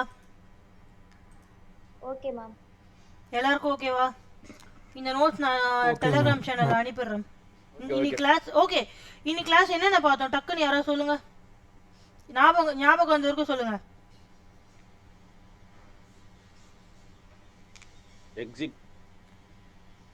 ஹலோ எக்ஸிக்யூட்டிவ் டைரக்டர், ஓகே, நான் எக்ஸிக்யூட்டிவ் டைரக்டர் பத்தி பார்த்தோம். ஓகே. பாடி ஆஃப் ஹலோ கேக்குதா மேடம்? பாடி கார்ப்பரேட்டர் அப்படி டிஃபரன்ஸ் பார்த்தோம். சரி. ஆல்டர்னேட் டைரக்டர் பத்தி பார்த்தோம். Okay. Disqualification director, okay sub director பார்த்தோம் மேடம்.